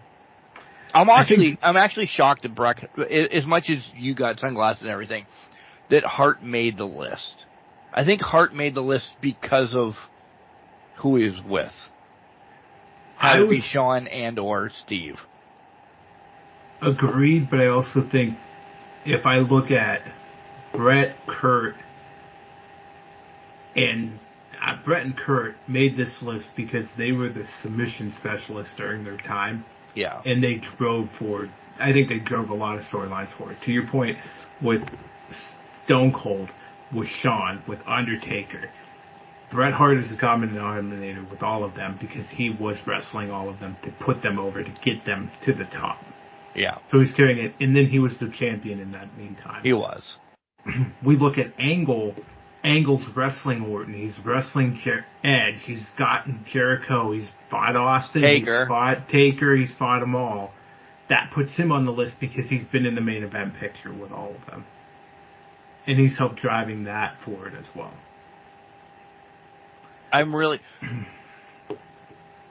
They have more studies than we do on a random Friday drinking lots of alcohol. I'm more shocked that Bruno's not higher. I don't disagree with that. You know who I'm shocked is even considered in the top 20? Punk. I would not put him in the top 20. No, yeah, I wouldn't either. I wouldn't put him there. I think there's so many better opportunities there. Yeah. The fandom that I have and that you have and we've had, yada, yada, yada, I don't see how he makes this list. There's one that's not even on here that I think should replace Punk, and I get he was not, when he was in his prime, just coming off of his prime, it was only for a year, and then when he came back, it was for a really emotional time at the end. Where's Ric Flair? Where's the Nature Boy? Yeah. Because that one year he was there, it was Hogan and Flair. It should have been them at WrestleMania because they were both bringing in the people to the seats. Exactly. And then after that, when he came back in 2001, people knew who he was. They followed him all the way until the retirement. That's what made 2008 so emotionally heartstrung, taking out everything after that. But we're not including all that. But 2008, when you from the real retirement match, the real retirement match, him and Shawn, something. Ric Flair was always on TV, was always the driving force through that. again, I'll go, and we're beating a dead horse. NWA and marketability. Mm-hmm. Yeah. Here's my one question then for Ask Can Crushers, and it comes this late in the show. An hour and 23 minutes into segment 3, which we weren't planning on having. Who is the better wrestler, Flair or Hogan? That's easy. Flair. You want to market wrestling. Where was the marketability? Welcome to the conversation between WWE and AEW right now. Exactly. I can market stories. I can't market wrestling. Exactly. That's what it is. Mm-hmm. You have to love wrestling. And I said it correctly. You have to love wrestling to watch AEW. If you want General Hospital or Days of Our Lives, as it's been called since I was a fucking child, wrestling is a man's soap opera. Mm-hmm. That's WWEF. Yeah. What do you want out of all of this, old heads? Do you want great storylines? That will always go to WWE, without a doubt. You'll get a great storyline, Swerve Hangman, others, but the biggest one recently has been that in AEW. Or do you want 10-star matches compared to 18 squashes? Mm-hmm. What's your taste in pro wrestling? It's okay to want the middle ground, but you'll never get it. And it's okay to watch them both for what they are. Mm-hmm. It's okay to watch indie to learn who the next guy is. But that's the key. You have to take it as who they are and enjoy it. And if you can't enjoy it, don't watch it. This was a long fucking PSA for us today. It was. It was and what are PSAs? Marketing around educational topics. It was. And you guys just got suckered into Ask Can Crushers because this is where we were going the whole way. Kidding. It was a whole ruse. This is. I think they all got together and said, "Hey, let's make these guys talk about." It all started with David. Yeah. What are your majors or what are your passions in life? Because a lot of these brought in marketing, so I'm assuming a lot of you were just marketing people that had questions out there. A marketing minor. Oh, there you go. Jenks, we have to thank them. This has been another epic episode. Yes. Thank you guys so much. 15 questions that turned into 95 at the end because we had so many more to come up while we were talking. Unbelievable. Guys, this is why we do this as a special. Don't get me wrong. Everybody has asked if we do answer a question on air every week. We'll answer them. We really do. We'll never stop doing a whole show about Ask Can Crushers because, one, we don't have to do work for the week, and then two, we just get to engulf these. Mm-hmm. It's so much fun just copy and pasting and then just saying, hey, here we go. Jenks, let's just throw stuff at us. We love our weekly shows. We really do. We love telling you what we think of matches. We love this, that, or storylines. But when you guys bring stuff like this, Jenks, I say this every Ask Can Crushers, but I have to. I couldn't, my brain doesn't go down some of these paths that people do, and I love them for that. And that's what the beauty of it is. We can talk the live long day, but you guys bring out something special when you have the creative juices flowing and you bring the questions forward. It helps give us a mental break, too. It really does. Yeah. It really does. So we thank you wholeheartedly for everything over the years that's continued to Ask Can Crushers. Jenks, do you have a lot going on this week besides fucking putting a shed up tomorrow? Shed up, wedding stuff. It's Halloween. We're passing out candy here, so Thursday night, I'll be out on the sidewalk handing out candy. Full size? No. No. You got a wedding to pay for, not full I got a size. wedding. I can't afford full size. What are you talking about? Full size? No, but Bailey will be out in her sheriff's costume too, so she'll be little Mrs. Sheriff going on out there. So I think I'm going to take the boys up. Like I said, I was invited to a party, and it's all hands on deck. So I think Max will fit into the taco outfit that Miggy had when he was younger. I just have to find it in the den of shit. And then Miggy can wear his shark outfit again. There you go. He's part of the Shark Tank. Wrap that back around. The Shark Tank. He was a big fan of Shark Boy, by the way. I was going to say, so he's dressed up like Shark Boy. Yeah. He was Shark Boy. That's good. Other than that, I mean, we have Thanksgiving. Wow. We have Halloween as you guys are listening, and we'll be preparing for that. The rest of the week is insignificant. I don't have any tattoo appointments, or we have people on vacation at work. Both of the bosses, both of the main bosses, so 1 and 2 are on vacation this week, which means 3 has to step up. There's no 4, but call spade a spade. Yeah. Somebody has to step up. I have water meters and the rest of that to kind of loop back around. Hopefully we don't have any water main breaks or anything that we usually do when they're on vacation. It'll be an adventurous week at work. I'll just put it that way. Because that makes sense. Number 3, and I know he doesn't listen to wrestling, doesn't like making decisions. Doesn't like making decisions at all. He'll have everybody else involved. So, yeah. It's going to be rough. I should have saved vacation for this week. Maybe, but that's why you took it this past week. I had to prepare. Yeah, you did. You had to mentally prepare.